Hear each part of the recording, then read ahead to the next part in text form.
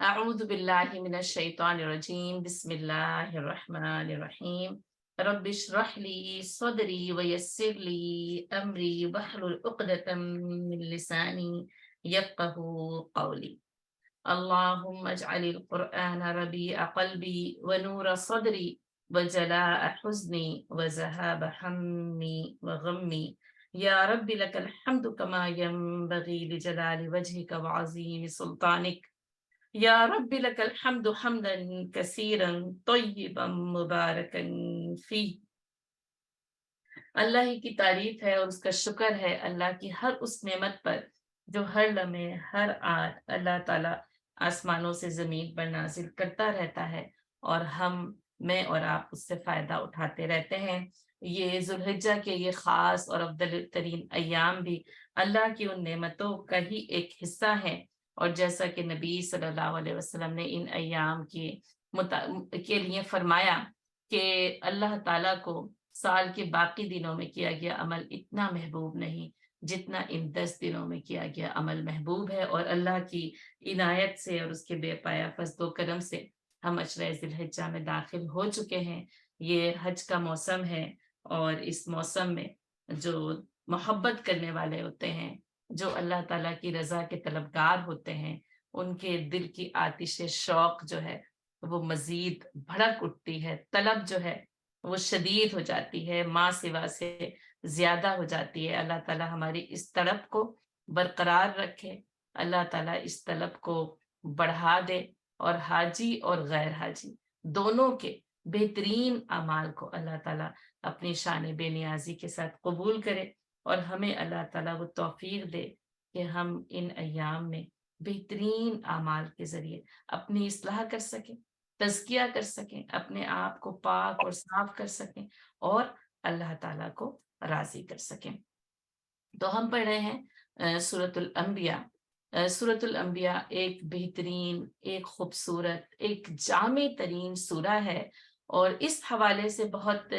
منفرد ہے، بہت خوبصورت ہے، بہت مختلف ہے کہ اس میں انبیاء کرام کا ذکر یکجا طور پر کیا گیا ہے، اور اس کے ذریعے یعنی نبوت اس کا مرکزی مضمون ہے، اور اس نبوت کے مضمون کے ذریعے انبیاء کرام کا طریقہ کار، اللہ تعالیٰ کا ان انبیاء کرام کو بھیجا جانا، ان کے ذریعے تمام بنی نوع انسان کو ہدایت کی طرف بلانا، اور پھر ان میں سے جو انکار کر دیں ان کے انجام کو بتانا، اور جو اقرار کر لیں، جو انبیاء کرام کی دعوت حق پر لبیک کہیں، ان کے بہترین انجام کو روشناس کرانا ہے۔ اس سلسلے میں سورہ انبیاء کی 46 آیات کا ہم مطالعہ کر چکے ہیں۔ آج ہمارے زیر مطالعہ سورۃ الانبیاء کی آیہ نمبر 47 ہے۔ بہت خوبصورت ہے، لیکن اس میں انذار کا پہلو بہت غالب ہے، ساتھ ساتھ تسلی بھی بہت زیادہ ہے۔ یعنی یہ آیت ایسے اتنے خوبصورت طریقے سے اپنے اس مضمون کو بیان کرتی ہے کہ جس میں یعنی ذرے سے لے کر اور پھر اس کے بعد یہ ذرہ جو بڑا ہوتا جائے ہوتا جائے ہوتا جائے، اور یعنی وہ جتنا بڑا ہو سکتا ہے اس پورے کے پورے مضمون کو وضاحت کے ساتھ جو ہے وہ بیان کرتی ہے۔ وَنَضَعُ الْمَوَازِينَ الْقِسْطَ لِيَوْمِ الْقِيَامَةِ فَلَا تُظْلَمُ نَفْسٌ شَيْئًا، اور ہم روز قیامت انصاف کے ترازو رکھیں گے، اور کسی کی کچھ بھی حق تلفی نہ ہوگی۔ وَإِن كَانَ مِثْقَالَ حَبَّةٍ مِّنْ خَرْدَلٍ أَتَيْنَا بِهَا وَكَفَى بِنَا حَاسِبِينَ، اور اگر کسی کا رائی کے دانے کے برابر بھی عمل ہوگا تو وہ بھی سامنے لے آئیں گے۔ وَكَفَى بِنَا حَاسِبِينَ، اور حساب کرنے کو ہم کافی ہیں۔ اور نبی صلی اللہ علیہ وسلم کی دعا کیا کرتے تھے، اللہم حاسبنی حسابا یسیرا۔ اور حضرت عائشہ رضی اللہ تعالیٰ عنہ کہتی ہیں کہ میں نے نبی صلی اللہ علیہ وسلم کو کثرت سے یہ جملہ یعنی یہ کلمہ پڑھتے ہوئے سنا، تو پھر میں نے پوچھا کہ آخر یہ یعنی آسان حساب سے مراد کیا ہے، اور یا پھر یہ کہ آپ صلی اللہ علیہ وسلم نے فرمایا کہ جس سے اللہ تعالیٰ نے سوال کر لیا قد ہلکا، وہ تباہ اور برباد ہو گیا۔ تو پھر میں نے پوچھا، یعنی حضرت عائشہ رضی اللہ تعالیٰ عنہا نے پوچھا تو پھر آسان حساب سے کیا مراد ہے؟ اور آپ صلی اللہ علیہ وسلم نے فرمایا آسان حساب یہ ہے کہ ایک انسان اللہ کے سامنے لایا جائے، اور اللہ تعالیٰ اس کو معاف کر دیں. بس پیشی ہو، حاضری ہو، لیکن حساب کتاب نہ ہو.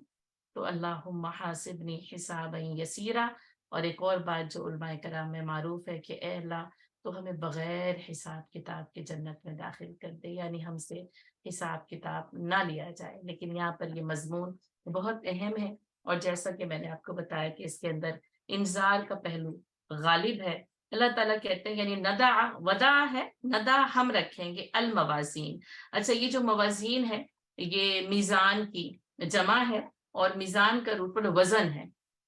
ٹھیک ہے، یعنی وزن جیسا کہ ہمیں پتا ہے، ہم کئی بار جو ہے وہ قرآن میں یہ پڑھ چکے ہیں. اور اصل میں وزن کے معنی جیسے تولنا ہوتا، ایک ہوتا ہے نا اس کا وزن کتنا ہے، تو اس کا مطلب یہ ہے کہ اس وزن کو تولا جاتا ہے کہ یہ اتنا وزن ہے. اب اس اوزان کے پیمانے مختلف ہوتے ہیں. ٹھیک ہے، تو یہ کہ یہ وزن اصل میں اس مقدار کو کہا جاتا ہے جو جیسے کسی چیز کے ذریعے معین کی جاتی ہے. جیسے جیسے کہا نا اوزان کے جو پیمانے ہیں نا، جو چیز ان پیمانوں کے ساتھ معین کی جاتی ہے نا، وہ اصل میں وزن کہلاتا ہے. یعنی یہ اتنے اونس ہے، یہ اتنے پاؤنڈ ہے، یہ اتنے کلو ہے. یعنی یہ کہنے کا مقصد ہے جب وہ پیمانوں کے ذریعے اس کا تعین ہو جاتا ہے تو وہ چیز جو ہے وہ وزن کہلاتی ہے. اب جیسا کہ یعنی اسی سے پھر جو ہے وہ وزن سے یعنی میزان وہ جس کے اوپر تولا جائے، وہ ترازو جس کے اوپر تولا جائے. اور اس کے ساتھ یہ جو میزان ہے یہ عدل و انصاف کے لیے ایک استعاری لفظ ہے، یعنی تول کر انصاف کرنا برابری کی بنیاد پر. یعنی جب وہ ترازو میں تلتا ہے تو پھر وہ انصاف ہوتا ہے. تو جس طریقے سے پھر اللہ تعالیٰ یہ فرماتا ہے کہ جو انصاف جو ہے وہ زمین کے اوپر قائم ہونا چاہیے. اللہ تعالیٰ کہتا ہے وزنوا بالقسطاس المستقیم واقیموا الوزن بالقسط.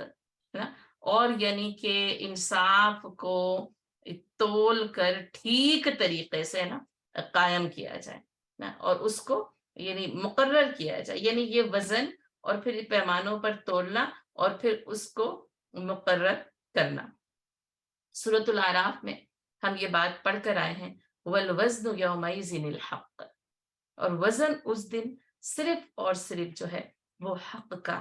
ہوگا. ٹھیک ہے، یہ یعنی میزان کی جمع یہاں پر جو ہے وہ موازین لی گئی ہے. اس کے اندر ایک خاص جو ہے وہ نقطہ ہے، اور اس نقطے کی یعنی وجہ کیا ہے کہ اب یہ کہ ایک میزان یعنی وہ میزان عمل جس کے اوپر کے نامہ اعمال تولے جائیں گے. ٹھیک ہے، اب یہاں پر کیونکہ اس کی جمع استعمال ہوئی ہے تو اس میں پھر یعنی مفسرین کرام اور علماء کرام نے اس کو بیان کیا ہے کہ ان کا یہ کہنا ہے کہ یعنی اس دن پھر اعمال کے وزن کے لیے بہت ساری میزانیں استعمال کی جائیں گی جن کو یہاں پر الموازین کہا گیا ہے. اچھا، اب اس کی صورت کیا ہوگی؟ اس کی کئی صورتیں. ایک صورت آپ اس طریقے سے سمجھ لیں کہ یعنی اس کو ایک پہلے سمجھیں، پھر میں انشاءاللہ اس کو یعنی کمپائل کرتی ہوں تو بات سمجھ میں آئے گی. یعنی ایک بات کیا ہے کہ ہر شخص کے لیے الگ الگ میزان، الگ الگ ترازو اس کی. ہر شخص کی الگ ترازو، تو اس حوالے سے بھی یہ الموازین جمع ہو گئی. اچھا، اب دوسری بات کیا ہے، ہر یعنی ترازو تو ایک ہی ہوگی، ہر انسان کو یعنی جو نامہ اعمال ہے ان کو اس ترازو کے اوپر لایا جائے گا، لیکن ہر عمل کے لیے الگ الگ ترازو ہوگی. ٹھیک ہے، تو یہ کہ یعنی ہر عمل کے لیے یعنی جیسے یوں سمجھ لیں کہ حج کے لیے الگ ترازو ہے، تو نماز کے لیے الگ ترازو ہے، تو روزوں کے لیے الگ ترازو ہے، تو حسن اخلاق کے لیے الگ ترازو ہے. اور یعنی یہ دو زیادہ تر جو ہے وہ یہ دو باتیں بیان کی گئی، یعنی یہ کہ یہ تو ہر ایک کے لیے الگ ترازو. اچھا، اب ایک بات اور یہ کہ وہ ہر ایک کے لیے الگ ترازو تو نہیں ہے، ترازو تو ایک ہی ہے. ٹھیک ہے، لیکن کیونکہ ہر شخص اس ترازو کے پاس جا رہا ہے اور اس میں اس کے نامہ عمل تولے جا رہے ہیں تو اس کے لیے وہ ایک الگ ہو گئی نا. یعنی ویسے تو وہ ایک ہی ہے، لیکن اب وہ اتنے جو یعنی خربوں اربوں خربوں انسانوں کے تمام بنی نوع انسان کے نامہ اعمال تلیں گے تو ہر ایک کے لیے یعنی جب وہ اس کے پاس جائے گا تو اس کے لیے وہ اس کی ایک الگ میزان بن جائے گی. ویسے وہ ایک ہی ہے، سب کے نامہ اعمال اسی میزان عمل پر تل رہے ہیں، لیکن کیونکہ ہر شخص یعنی فردن فردن وہاں پر جا رہا ہے تو اس لحاظ سے بھی اس کی جمع استعمال کی گئی. ٹھیک ہے، تو الموازین یعنی پھر وہ یا تو نامہ اعمال جو کہ الگ الگ ہوں گے، اور اس کے اوپر یعنی ہر عمل کے لیے ایک الگ میزان استعمال کی جائے، اس پر جو ہے وہ مفسرین کرام نے جو ہے وہ زیادہ اس بات کو یعنی راجح قرار دیا ہے کہ اس وجہ سے اس کو الموازین کہا گیا، کہ ہر عمل کے لیے یعنی بہت ساری میزان استعمال کی جائیں گی۔ یہ بھی ہو سکتا ہے کہ ہر شخص کے لیے الگ الگ میزان ہو، یا پھر خاص خاص اعمال کے لیے الگ الگ میزانیں ہوں، ٹھیک ہے۔ پھر میں نے تیسری بات آپ کو کہی کہ میزان عمل تو ایک ہی ہوگی، لیکن اس کو یعنی جمع کے صیغے میں اس لیے جو ہے وہ استعمال کیا گیا کہ وہ پھر ہر شخص کے لیے ایک الگ میزان کا کام دے گی، ہے نا۔ تو اس لحاظ سے پھر اس کے اندر جمع کا صیغہ جو ہے وہ استعمال کیا گیا ہے، اور یعنی پھر یہ کہنا کہ وہ ایک ہی میزان عمل ہوگی، اور آدم علیہ السلام سے لے کر قیامت تک جتنے انسان اس دنیا میں انہوں نے قدم رکھا تو ان سب کے نامہ اعمال جو ہے وہ اس میں تولے جائیں گے۔ حاکم میں حضرت سلمان فارسی رضی اللہ تعالیٰ عنہ سے روایت ہے کہ رسول اللہ صلی اللہ علیہ وسلم نے فرمایا، قیامت کے روز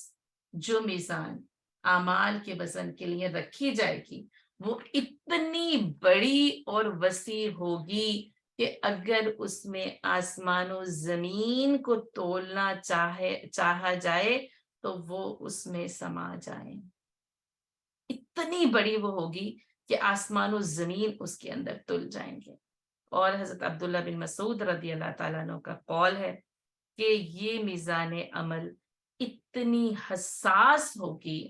کہ رائی کے دانے کا برابر اس کو ہلا کر رکھ دے گا، یعنی رائی کے دانے کے برابر کا وزن اس کو ہلا کر رکھ دے گا، اتنی سینسٹیو ہوگی۔ یعنی اب اگر اس کی وسعت دیکھیں تو کتنی، کہ زمین و آسمان اس کے اندر اگر تولے جائیں تو وہ اس میں سما جائیں گے، وہ اس میں تل جائیں گے۔ اور اس کی حساسیت کا عالم کیا ہوگا کہ ایک رائی کے دانے کے برابر عمل بھی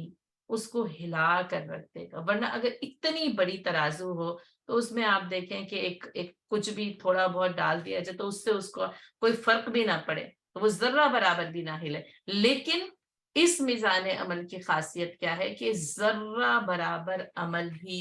اس کو ہلا کر رکھ دے گا۔ اور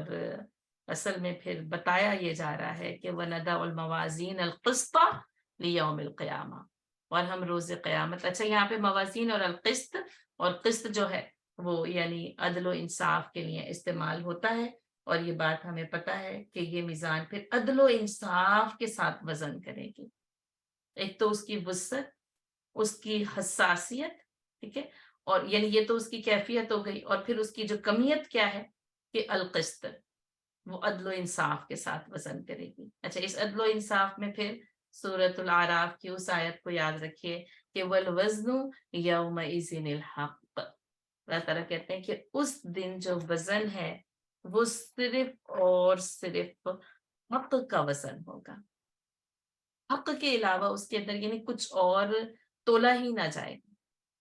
تو دراصل پھر اس حق کو عدل و انصاف کے ساتھ جج کیا جائے گا، یعنی یہ کہ اعمال میں جو حق تھا کتنا تھا، کس درجے کا تھا، اخلاص کیا تھی، نیت کیا تھی، یعنی عمل بظاہر تو وہ حق کا لگتا ہے، لیکن اس کے ساتھ ساتھ کیا واقعتاً اس کے ساتھ حق موجود تھا کہ نہیں تھا۔ گویا کہ اس کے پس پردہ جو نیت، ارادہ، عمل، اخلاص وہ کس بنیاد پر تھا، اس کے اندر وہ سب کچھ القسط، انصاف کے ساتھ تولا جائے گا۔ تو آج یعنی جو بھی کچھ کیا جا رہا ہے ہمارے اعمال، اور وہ اعمال نامے میں لکھے جا رہے ہیں، تو ایک تو یہ کہ اس کے اندر حق کو بڑھانے کی، یا یہ کہ اس کے اندر جو نیت ہے، ارادہ ہے، اس کا جو اخلاص ہے وہ حق کے ساتھ ہو تو کامیابی ہے۔ وَالْوَزْنُ يَوْمَئِذٍ الْحَقُّ، اور ہم اس دن وزن صرف اور صرف جو ہے وہ حق کا ہوگا، یعنی میزان پر جو کچھ بھی تلے گا نا حق کے ساتھ تلے گا۔ اس بارے میں بھی اس کی تفصیل ہم سورۃ الاعراف میں پڑھ چکے ہیں، لیکن میں پھر آپ کو تھوڑی سی اس کی تذکیر کے لیے ایک تو بات یہی ہے کہ تولے تو سب کے میزان عمل جائیں گے، یعنی کفار کے بھی تولے جائیں، لیکن جب اس کے اندر کچھ حق ہی نہیں ہے تو وہ حق کے بغیر بالکل ہلکے ہوں گے، ٹھیک ہے۔ اور یہی یعنی مطلب ہے، یہی یعنی تفسیر ہے اس کی کہ ومن خفت موازینہ ہو، اور جن کے پلڑے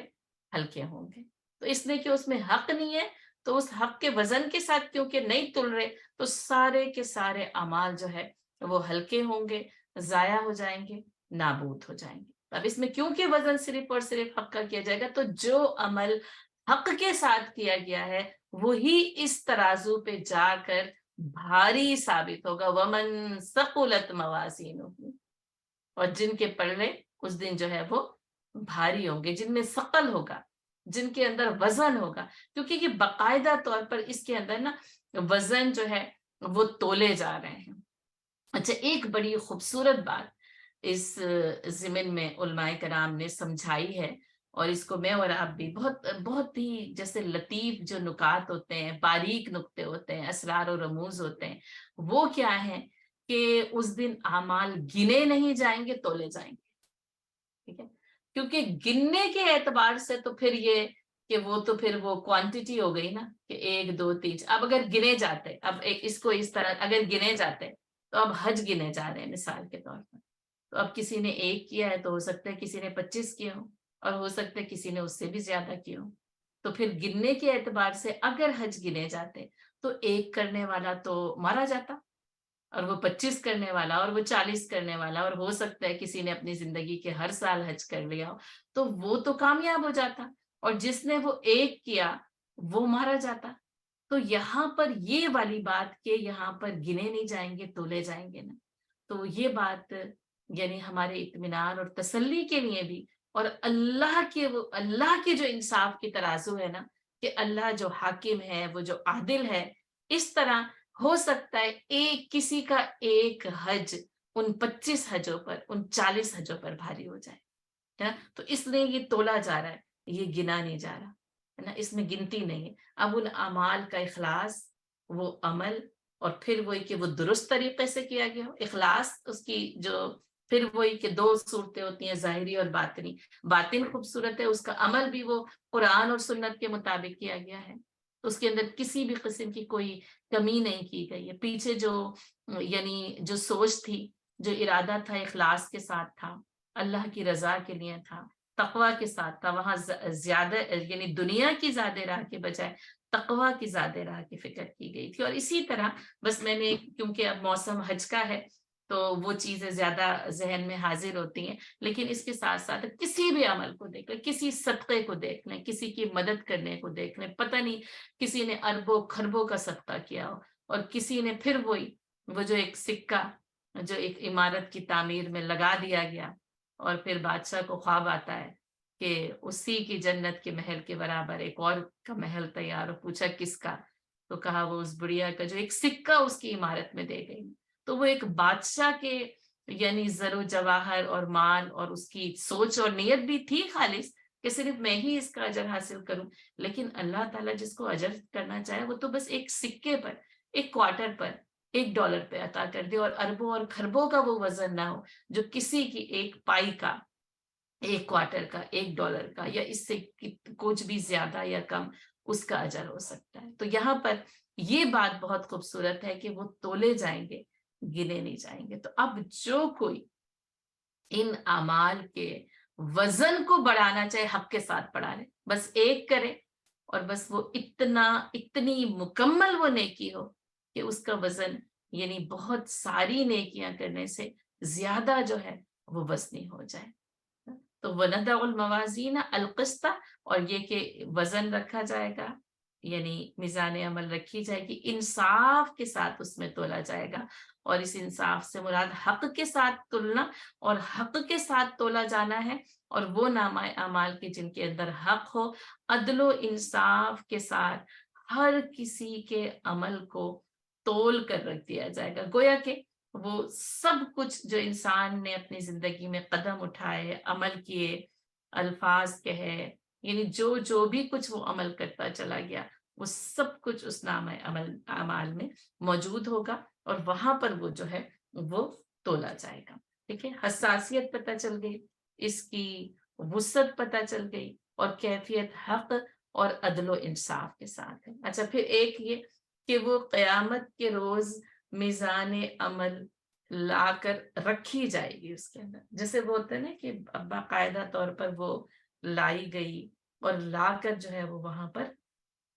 रखी जाएगी, जैसे जहन्नुम लाकर वहां रखी जाएगी, जैसे जन्नत वहां पर लाकर रखी जाएगी। यानी लोगों को फिर वो पूरा का पूरा जो मुशाहिदा हक है ना, वो ऐनुल यकीन के साथ कराया जाएगा। और जाहिर है ये जो लियौमिल क़यामा, क़यामत का दिन अपने हक के साथ उसी दिन जाहिर होगा। अब ये तो वो कुरान का वो कमाल है, और वो नबूवत का वो कार्य नबूवत है ये, कि बनी नौ इंसान को इस दिन के आने से पहले पहले खबरदार कर दिया है। तो याद रखिएगा, ये सूरतुल अंबिया है, और सूरतुल अंबिया की इस आया नंबर 47 में अब उस हकीकत को, अच्छा उससे पहले जो था ना, यानी जैसे इंजार कहा इसके अंदर गालिब है, लेकिन इसके साथ साथ इसमें ना छुपी हुई खुशखबरियां हैं। क्या है? फला तुज़लमु नफ्सुन शैया, और उस दिन किसी नफ्स पर कोई जुल्म नहीं किया जाएगा, शैआ जर्रा बराबर भी जुल्म नहीं किया जाएगा। अच्छा, अब इससे पहले वाली आयत 46 देखें, वला इन मस्सतहुम नफहतुम मिन अज़ाबि रब्बिक लयक़ूलुन्ना या वैलना इन्ना कुन्ना ज़ालिमीन। और जब उनको अगर तेरे परवरदिगार के अजाब की एक लपट भी छू जाए तो फौरन बोल उठेंगे, अफसोस, यकीनन हम ही जालिम। अच्छा, अब आप ये देखिए, ये अपने जुल्म का खुद इकरार कर चुके हैं, और अब आप ये देखें कि ये वल वज़्न यौमइज़िनिल हक़, अब इस पर हक के साथ तुला जा रहा है, और अल्लाह ताला क्या कह रहे हैं, फला तुज़लमु नफ्सुन शैया, किसी नफ्स के लिए जर्रा बराबर भी किसी किस्म का जुल्म नहीं किया जाएगा। अच्छा, अब ये खुद इकरार कर चुके हैं कि हम जालिम हैं, तो गोया कि इन्होंने तो अपने जुल्म का, अपने करतूतों का खुद ही इकरार कर लिया है, और लेकिन फिर भी उसके साथ साथ यहाँ पर यह हकीकत बताई जा रही है कि किसी नफ्स पर जर्रा बराबर भी जुल्म नहीं किया जाएगा। देखिए, व इन काना मिस्काला हब्बतिन मिन खरदलिन अतैना बिहा, और अगर किसी का राई के दाने के बराबर भी अमल होगा तो वो भी सामने लाया जाए, क्योंकि शैया जर्रा बराबर भी जुल्म नहीं होगा। तो आप ये देखें कि इसमें जर्रा बराबर भी अमल हाजिर किया जाएगा, और इसी की बुनियाद पर इब्ने मसूद रदी अल्लाह ताला अन्हु का वो कौल है कि ये इतनी हसास है कि एक राई के दाने के बराबर जो अमल होगा ना, वो भी इसको हिला कर रख देगा। इसलिए कि अल्लाह ताला कह रहे हैं कि अगर किसी का मिस्काल हब्बतिन मिन खरदल अतैना बिहा, तो राई के दाने के बराबर अमल भी जो है वो ला कर हाजिर कर दिया जाएगा। और फिर वही बात है कि यानी कि इसके अंदर मिसकाला ज़र्रतिन खैरन यरा और मिसकाला ज़र्रतिन शर्रन यरा। ठीक है, किसी का खैर का जो यानी राई के दाने के बराबर सकल है ना, वो भी हाजिर कर दिया जाएगा, और किसी का शर यानी वो भी अगर जो है ना, वो जर्रा बराबर भी अगर शर है या जर्रा बराबर भी अगर खैर है, तो वो लाकर हाजिर कर दिया जाएगा, है ना। और यानी यूं देखें तो इससे ये पता चलता है कि राई के दाने के बराबर अमल को भी जमा कर लेना चाहिए। यानी ये कि छोटी नेकियां या बड़ी नेकियां का किसी नेकी को हकीर ना समझा जाए, क्योंकि जब वो इंसान को उसका अजर मिलेगा तो पता चलेगा कि उसका अजर जो है वो कितना मिल रहा है। अच्छा, इसी तरह फिर नबी सल्लल्लाहु अलैहि वसल्लम ने फरमाया कि छोटे गुनाहों को मामूली ना समझा जाए। हजरत आयशा रदी अल्लाह ताला ने से फरमाया, ए आयशा, हकीर गुनाहों से, छोटे गुनाहों से, सगीरा गुनाहों से बचती रहना, क्योंकि जब ये किसी इंसान पर जमा होंगे तो उसे हलाक कर देंगे। जिस तरह लकड़ियां जमा की जाती हैं और उनको आग लगाई जाती है तो एक आग का अलाव तैयार हो जाता है, तो इस तरह ये छोटे छोटे गुनाह किसी शख्स पर जमा होंगे तो उसे हलाक कर देंगे। अब कोई शख्स ये समझे कबीरा गुनाहों से दूर है, बिल्कुल इन तजतनिबून कबाइर, बिल्कुल कबाइर से बचना लाजिम है और मलजूम है, लेकिन उसके साथ साथ सगीरा गुनाहों से बचना भी लाजिम और मलजूम है। जैसे कहा कि अगर वो किसी शख्स पर जमा होंगे तो उसे हलाक कर देंगे। यानी फिर वही कि वजरू जाहिर इसमें व बातिना, कि वो गुनाह जो जो जो है वो जाहिर हो या बातिन हो, छुपे हो या खुले हो, फिर वही कि वो छोटे हो या बड़े हो, उन सब को छोड़ देना और उन सब से किनारा कशी इख्तियार करना, और फिर नेकियों को ना ज़र्रा ज़र्रा करके जमा करना। किसी भी यानी नेकी को ना किसी नेकी को हक़ीर समझा जाए, ना किसी गुनाह को छोटा समझा जाए। ये नहीं है कि उसकी परवाह ना की जाए। तो छोटी नेकियाँ हों,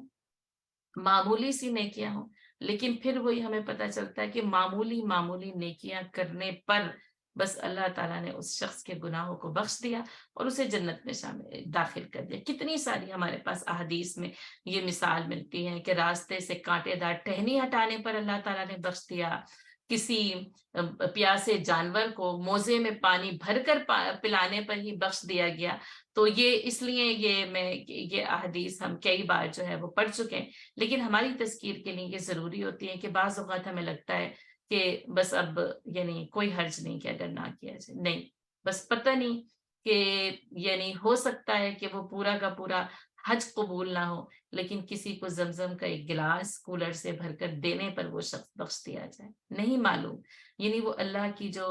अताएँ हैं ना, वो बहुत हमारी सोचों से बहुत मुख्तलिफ हैं, उसके देने के अंदाज़ बहुत मुख्तलिफ हैं। तो क्या है कि फला तुज़लमु नफ्सुन शैया, एक तो इस बात का यकीन कि किसी शख्स की ज़र्रा बराबर भी हक़ तलफ़ी नहीं की जाएगी, उस पर ज़ुल्म नहीं किया जाएगा, और अगर राई के दाने के बराबर भी अमल है ना, तो वहाँ पर लाकर हाज़िर कर दिया जाएगा, है ना? और ये कि ये अमालनामा जो लिखा जा रहा है, ज़ाहिर-सी बात है कि फ़रिश्ते लिख रहे हैं, और लिखने के बाद ये जो दफ्तर के दफ्तर इकट्ठे हो रहे हैं, और जब इंसान वहां कयामत में हाजिर होगा, तो ये दफातर जो नामा अमाल के है ना, उसके अंदर जो है वो खोल दिए जाएंगे। मसनद अहमद की हदीस है, रसूलुल्लाह सल्लल्लाहु अलैहि वसल्लम ने फरमाया कि एक शख्स मेरी उम्मत का कयामत के दिन आएगा, तो उसके कम से कम उसके गुनाहों के 100 दफ्तर उसके सामने खोल दिए जाएंगे, यानी अमाल नामे के 100 जुज उसके सामने खोल दिए जाएंगे। जहां तक निगाह काम करेगी, वहां तक का एक एक उसका जो वो जुज होगा, जो दफ्तर होगा, वो वहां तक जाएगा। और फिर अल्लाह ताला उससे पूछेंगे, क्या तुझे अपने किए हुए गुनाहों में से किसी का इनकार है? क्या मेरी तरफ से जो इन फरिश्तों ने लिखा, क्या उन्होंने तुझ पर कोई जुल्म तो नहीं किया? तो वो जवाब देगा, अल्लाह, इनकार की कोई गुंजाइश नहीं है, ना ही ये कह सकता हूं कि ये जुल्मन लिखा गया है। अल्लाह ताला फरमाएंगे, अच्छा तेरे पास कोई उज्र है इन गुनाहों को करने के लिए, कोई उज्र या कोई नेकी? वो कहेगा कोई नहीं। आप ऐसे इंसान का, ऐसे शख्स का तसव्वुर करें कि यानी 100 दफ्तर, और हर दफ्तर हद्दे निगाह तक फैला हुआ है।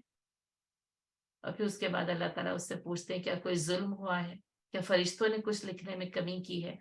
और वो कहेगा कि नहीं, ये भी नहीं कहा जा सकता, क्योंकि अब तो हर चीज सबूत के साथ मौजूद है ना। और फिर कहा कि कोई नेकी है तो लेकर आओ, तो वो शख्स कहेगा कि कोई नेकी भी नहीं है। सोचिए किस कदर जो है वो बेबसी और बेकसी की कैफियत है। ठीक है, एक और रिवायत सुनाती हूँ, फिर इस रिवायत को कंप्लीट करती हूँ, कि इब्ने माजा और तिरमिजी की रिवायत है कि कयामत के दिन जब ये मिज़ान अमल रखी जाएगी, तो बस एक शख्स को लाया जाएगा और एक पलड़े में रखा जाएगा। ठीक है, और दूसरे पलड़े में उसके सारे के सारे जो है ना, वो अमाल, यानी जो भी उसने नामा अमल है वो रखा जाएगा, तो वो पलड़ा उसका झुक जाएगा और उसे जहन्नम की तरफ भेज दिया जाएगा, क्योंकि नेकी कोई नहीं थी ना, सारे के सारी वो बदअमली थी, जिसकी बिना पर वो जो है ना, वो उसका वजन वो यानी वो गुनाहों का उस वक्त वहां पर पलड़ा झुका और उसे जहन्नम की तरफ भेज दिया जाएगा। अब इसने भी अभी पीठ फेरी ही होगी, और उस शख्स ने भी जो कहा ना, कहेगा कि मेरे पास कोई एक नेकी भी नहीं है। तो बस अल्लाह ताला की तरफ से एक आवाज देने वाला आवाज देगा, वो शख्स पलटेगा और कहा जाएगा कि आज तुझ पर कोई जुल्म नहीं किया जाएगा, आज हमारे पास तेरी एक नेकी ऐसी है। और फिर वो पर्चा जिसमें शहादत हक, अशहदु अल्ला इलाहा इल्लल्लाह व अन्ना मुहम्मदर रसूलुल्लाह लिखा हुआ होगा, अल्लाह ताला फरमाएंगे उसकी एक नेकी, इस नेकी को पेश करो। वो कहेगा ये पर्चा इन दफ्तरों, 100 दफ्तर, हद्दे निगाह तक फैला हुआ एक दफ्तर क्या काम करेंगे? तो वो पर्चा उस दूसरे पलड़े में रखा जाएगा, तो उस पर्चे का वजन उन तमाम दफ्तरों से बढ़ जाएगा, ये झुक जाएगा, वो ऊंचे हो जाएंगे, और यानी अल्लाह के नाम से ज्यादा वजनी اور کوئی چیز اس میں نہ ہوگی. اسی طرح آگے جو مزید حدیث سنے اس میں بھی یہی ہے کہ پھر اس شخص کے نام اعمال میں ایک پرچہ رکھا جائے گا اور پھر یہ نیکی کا پلڑا جھک جائے گا. تو یہ جو ہے نا رائی کے دانے کے برابر عمل. اب کیونکہ وہ شہادت اور ایمان کی بنیاد پر بھی نجات ہے تو پتہ یہ چلتا ہے کہ یہ لا الہ الا اللہ جو کہا گیا ینجی، یہ نجات دیتا ہے، یہ بچائے گا. اتنے دفتروں کے مقابلے میں کوئی انسان یہ سوچے کہ کسی ایک بچے کی کیا اہمیت ہو سکتی ہے تو پتہ چلتا ہے کہ اس کی اہمیت اتنی بڑھ جائے گی. اور پھر یہ کہ جیسے اس کا وزن کیا جائے گا تو وہ بھاری ہو جائیں گے. اور ایک روایت جو ہے وہ ہمیں یہ ملتی ہے حضرت انس رضی اللہ تعالیٰ عنہ سے روایت ہے کہ یعنی جب میزان عمل پر اعمال تولے جائیں گے تو فرشتے اس پر مقرر ہوں گے اور ایک فرشتہ اس پر مقرر ہوگا. ہر انسان اس میزان کے سامنے آئے گا اور اس کے اعمال وزن کیے جائیں گے. نیکیوں کا پلہ بھاری ہو گیا تو وہ فرشتہ آواز لگائے گا، اعلان کرے گا کہ،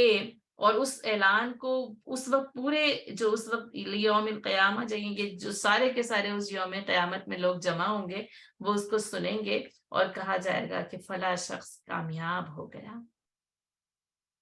اب کبھی اس کو محرومی نہیں ہوگی. یعنی یہ اعلان پوری انسانیت کے سامنے کیا جائے گا. اب دیکھیں دنیا میں کوئی ترقی ملتی ہے نا، کوئی سرٹیفکیٹ، کوئی گریجویشن، کسی بھی طریقے کے کوئی عہدہ، کوئی چیز، تو وہ کتنی وہ خوشی ہوتی ہے نا. تو وہ جو ہے نا کہ وہ وَيَنْقَلِبُ إِلَىٰ أَهْلِهِ مَسْرُورًا، اور وہ اپنے اہل و عیال میں بڑا مسرور اور خوش لوٹے گا. وجوہ یومئذ ناظرہ،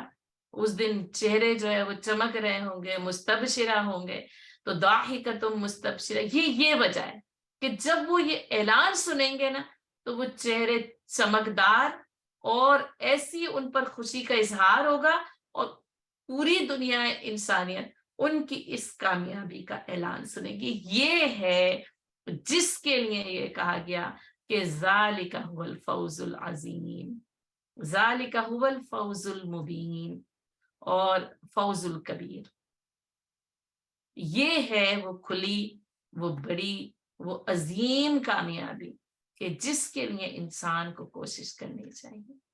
اور یہ کامیابی مل گئی بس وہ شخص پھر کامیاب ہو گیا. بس پھر وہ فَأُولَٰئِکَ هُمُ الْمُفْلِحُونَ ہے نا، فَمَنْ ثَقُلَتْ مَوَازِینُهُ فَأُولَٰئِکَ هُمُ الْمُفْلِحُونَ. اور جن کے پلے بھاری ہو گئے دراصل یہی فلاح پانے والے. اور اس فلاح کا اعلان کیا جائے گا کہ یہ ہیں فَأُولَٰئِکَ هُمُ الْمُفْلِحُونَ جو کہ کامیاب ہو گئے. کہ وَمَنْ خَفَّتْ مَوَازِینُهُ فَأُولَٰئِکَ هُمُ الْخَاسِرُونَ، جن کے پلے ہلکے ہو گئے یہ خسارہ پانے والوں سے. پھر وہاں پر بولا کہ یہ ہے خسارہ پانے والے نا. تو کیا ہے کہ وہ اعلان کرے گا کہ فلاں شخص کامیاب ہو گیا، اب کبھی اس کو محرومی نہیں ہوگی. اور اگر نیکیوں کا پلہ ہلکا رہا تو پھر فرشتہ منادی کرے گا کہ فلاں شخص جو ہے وہ متقی، وہ شقی اور محروم ہو گیا، یعنی وہ بدبخت ہو گیا، بد نصیب ہو گیا اور وہ اب کبھی کامیاب نہیں ہوگا. اور ایک اور روایت سے یہ پتہ چلتا ہے کہ یہ فرشتہ جو میزان پر مقرر ہے یعنی وہ حضرت جبرائیل علیہ السلام ہوں گے. تو وہ جو کہ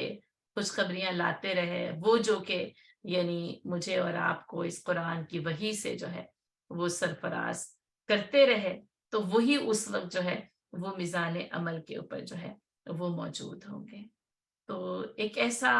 یعنی یوں سمجھیں کہ ایسا ایک دل دہلان دینے والا منظر بھی ہے اور اس کے ساتھ ساتھ اس کے اندر وہ جو خوش نصیبی اور خوش قسمتی ہے وہ بھی اس کے اندر موجود ہے. اب بات وہی ہے نا کہ کہا کہ یعنی کہ کون سے پلڑے میں اور اللہ تعالیٰ کی اس کون سی مٹھی میں جس میں وہ جو ہے نا، وہ جو کہا نا شقی و سعید، کہ اس میں شقی بھی ہیں اور سعید بھی ہیں، اس میں خوش نصیب بھی ہیں، اس میں خوش بخت کامیاب لوگ بھی ہیں، اور اس کے اندر پھر وہ شقی جیسے کہا نا وہ فلاں شخص یہ شقی ہے، دراصل یہ محروم ہوا ہے اور اب کبھی کامیاب نہیں ہو سکتا کیونکہ یہ آخرت کا خسارہ ہے. دنیا کا خسارہ یہ نقصان نہیں ہے کہ جس کو ریکور کیا جا سکے، جس میں دوبارہ سے کسی طریقے سے محنت کر کے اس بزنس میں کے خسارے کو بھی دور کیا جا سکے، دنیا کی مختلف جو ہے وہ کامیابیوں کو بھی حاصل کیا جا سکے نا، یہ ممکن نہیں ہے. اور مشہور روایت ہے، پھر دہراتی ہوں، حاکم اور بہقی نے حضرت عائشہ صدیقہ رضی اللہ تعالیٰ عنہ سے روایت کیا ہے کہ انہوں نے کہا میں نے رسول اللہ صلی اللہ علیہ وسلم سے دریافت کیا کہ کیا قیامت کے روز آپ ہمیں یعنی اپنے اہل و عیال کو یاد رکھیں گے؟ تو فرمایا اے عائشہ، قیامت میں 3 مقام ایسے ہیں کہ کوئی کسی کو یاد نہ کرے گا۔ ایک وہ وقت جب میزان عدل کے سامنے لوگ وزن اعمال کے لیے حاضر ہوں گے جب تک نتیجہ نہ پتہ چل جائے کہ کیا ہوا، نیکیوں کا پلہ بھاری ہوا، ثقلت موازین ہوا یا خفت موازین، یہ ہلکا ہوا، کسی کو کسی کی یاد نہیں آئی۔ یہ وہ جو اس وقت وہ جو مقام ہوگا نا، وہ اتنا وہ سخت ہوگا، اتنا وہ پریشان کن ہوگا، وہ ایسی فکر اور احساس غالب ہوگا کہ اس وقت کسی کی کوئی یاد اور کوئی پرواہ موجود نہیں ہوگی، ہے نا۔ اور دوسرا مقام جب نامہ اعمال یعنی ہاتھوں میں دیے جائیں گے، جب تک کہ پتہ نہ چل جائے کہ نامہ اعمال داہنے ہاتھ میں آیا یا بائیں ہاتھ میں آیا یا پیچھے کی طرف سے، پشت کی طرف سے دیا گیا۔ اور تیسرا مقام پل صراط ہے، جب تک کہ انسان اس کے اوپر سے گزر نہ جائے کوئی کسی کو یاد نہیں کرے۔ یعنی یہ کہ پھر وہ جو آپ صلی اللہ علیہ وسلم کی امت کے لیے جو فکر ہے، پریشانی ہے، وہ پھر یہ کہ وہ شفاعت کبریٰ اور شفاعت صغریٰ دونوں وہاں پر موجود ہوں گی، یعنی وہاں پر وہ پیش کی جائیں گی۔ لیکن ان 3 مقامات پر نبی صلی اللہ علیہ وسلم نے بھی ان 3 مقامات کی شدت اور سختی کو اس طریقے سے بیان کیا، یعنی اگر دیکھیں تو پھر حدیث میں یہ نہیں کہا کہ ہاں میں تم لوگوں کو اس وقت یاد رکھوں گا، بلکہ ان مقامات کی شدت اور سختی کو بیان کر کے کہا کہ اس وقت کوئی کسی کو یاد نہیں کرے گا۔ تو وہ جو دن آنے والا ہے نا، لیوم القیامہ، وہ بڑا، جس کو کہا گیا کہ بڑا سخت دن ہے، بڑا بھاری دن ہے، عبوسن قمطریرا،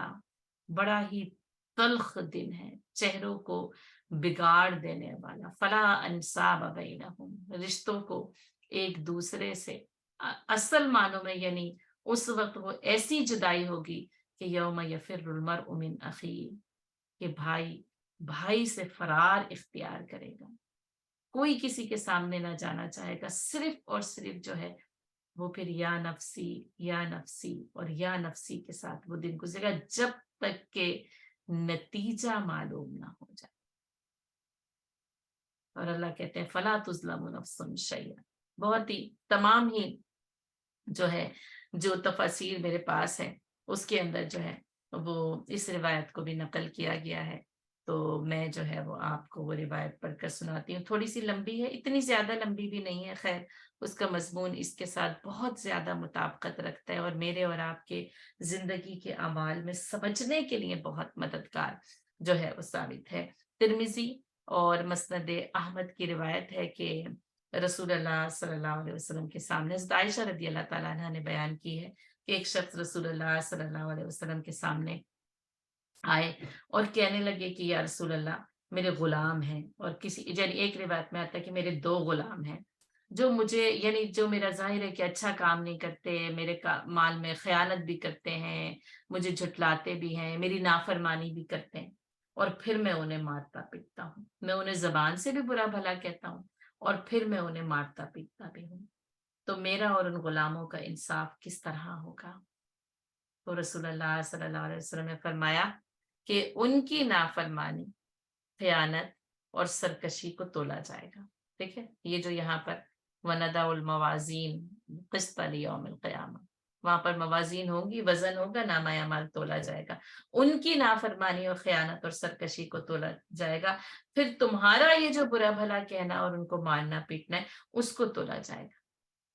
اگر تمہاری سزا اور ان کا جرم برابر ہو جائے تو معاملہ برابر ہو جائے گا، اگر تمہاری سزا ان کے جرم سے کم رہی تو وہ تمہارا احسان شمار ہو، یعنی پھر تمہیں اس احسان کا بدلہ مل جائے، اور اگر تمہاری سزا ان کے جرم سے بڑھ گئی تو جتنی تم نے زیادتی کی ہے اس کا تم سے انتقام لیا جائے گا۔ اب سوچیں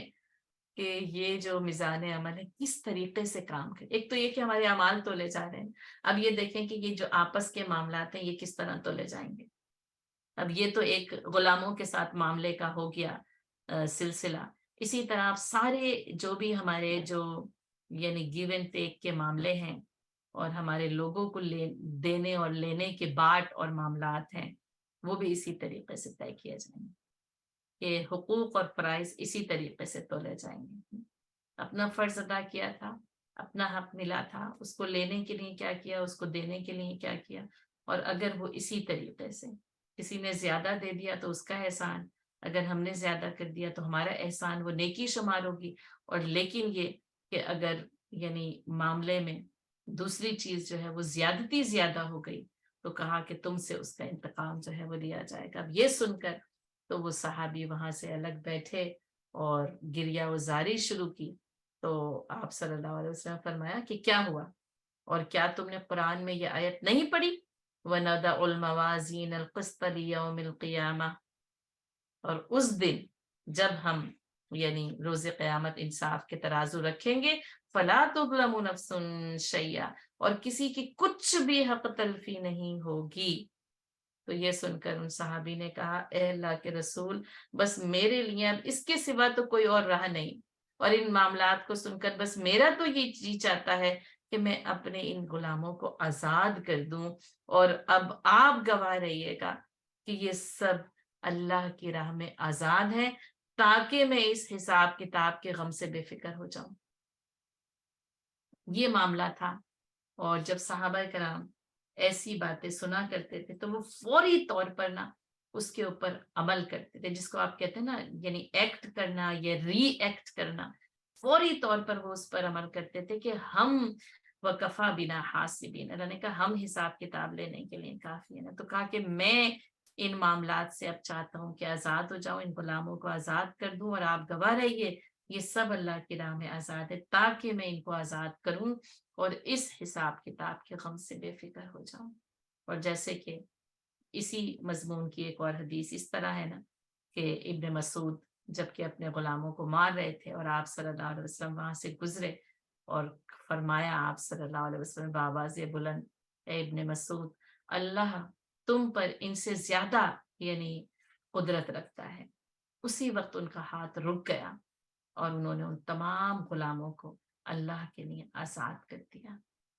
تو یہ کہ غلاموں کی آزادی ہو یا ہمارے اعمال کی درستگی ہو، دراصل یعنی اس طرح کی آیات اور احادیث نہ میرے اور آپ کے لیے ایک زاد راہ ہونی چاہیے کہ ہم اپنی غلطیوں کی اصلاح کر سکیں اور رک جائیں. یعنی یہ کہ برابری کا بھی معاملہ ہونا لیکن اس میں رک جائے، کہیں زیادتی کا معاملہ نہ ہو جائے. اور ویسے عام طور پر یعنی لوگ زیادہ تر جو ہے وہ زیادتی ہی کرتے ہیں اور اس کو وہ برابری کا معاملہ سمجھ رہے ہوتے ہیں. حالانکہ پھر وہی جو قصاص میں بھی نا برابری کا معاملہ جو رکھا گیا نا کہ بس یعنی آنکھ کے بدلے آنکھ، کان کے بدلے کان، ناک کے بدلے ناک، بس وہ برابری کا معاملہ ہونا چاہیے، اس سے زیادہ نہیں ہو سکتا ہے نا. اس کے اندر بھی یعنی کہ فلا یسرف فی القتل، اور وہ قتل میں بھی اسراف سے کام نہ رہے، انہ کان منصورا. اس قصاص کے معاملے میں کہا کہ اس کو اختیار تو دیا گیا ہے کہ وہ جان کے بدلے جان لے سکتا ہے، لیکن اس معاملے میں بھی اسراف نہیں ہونا چاہیے،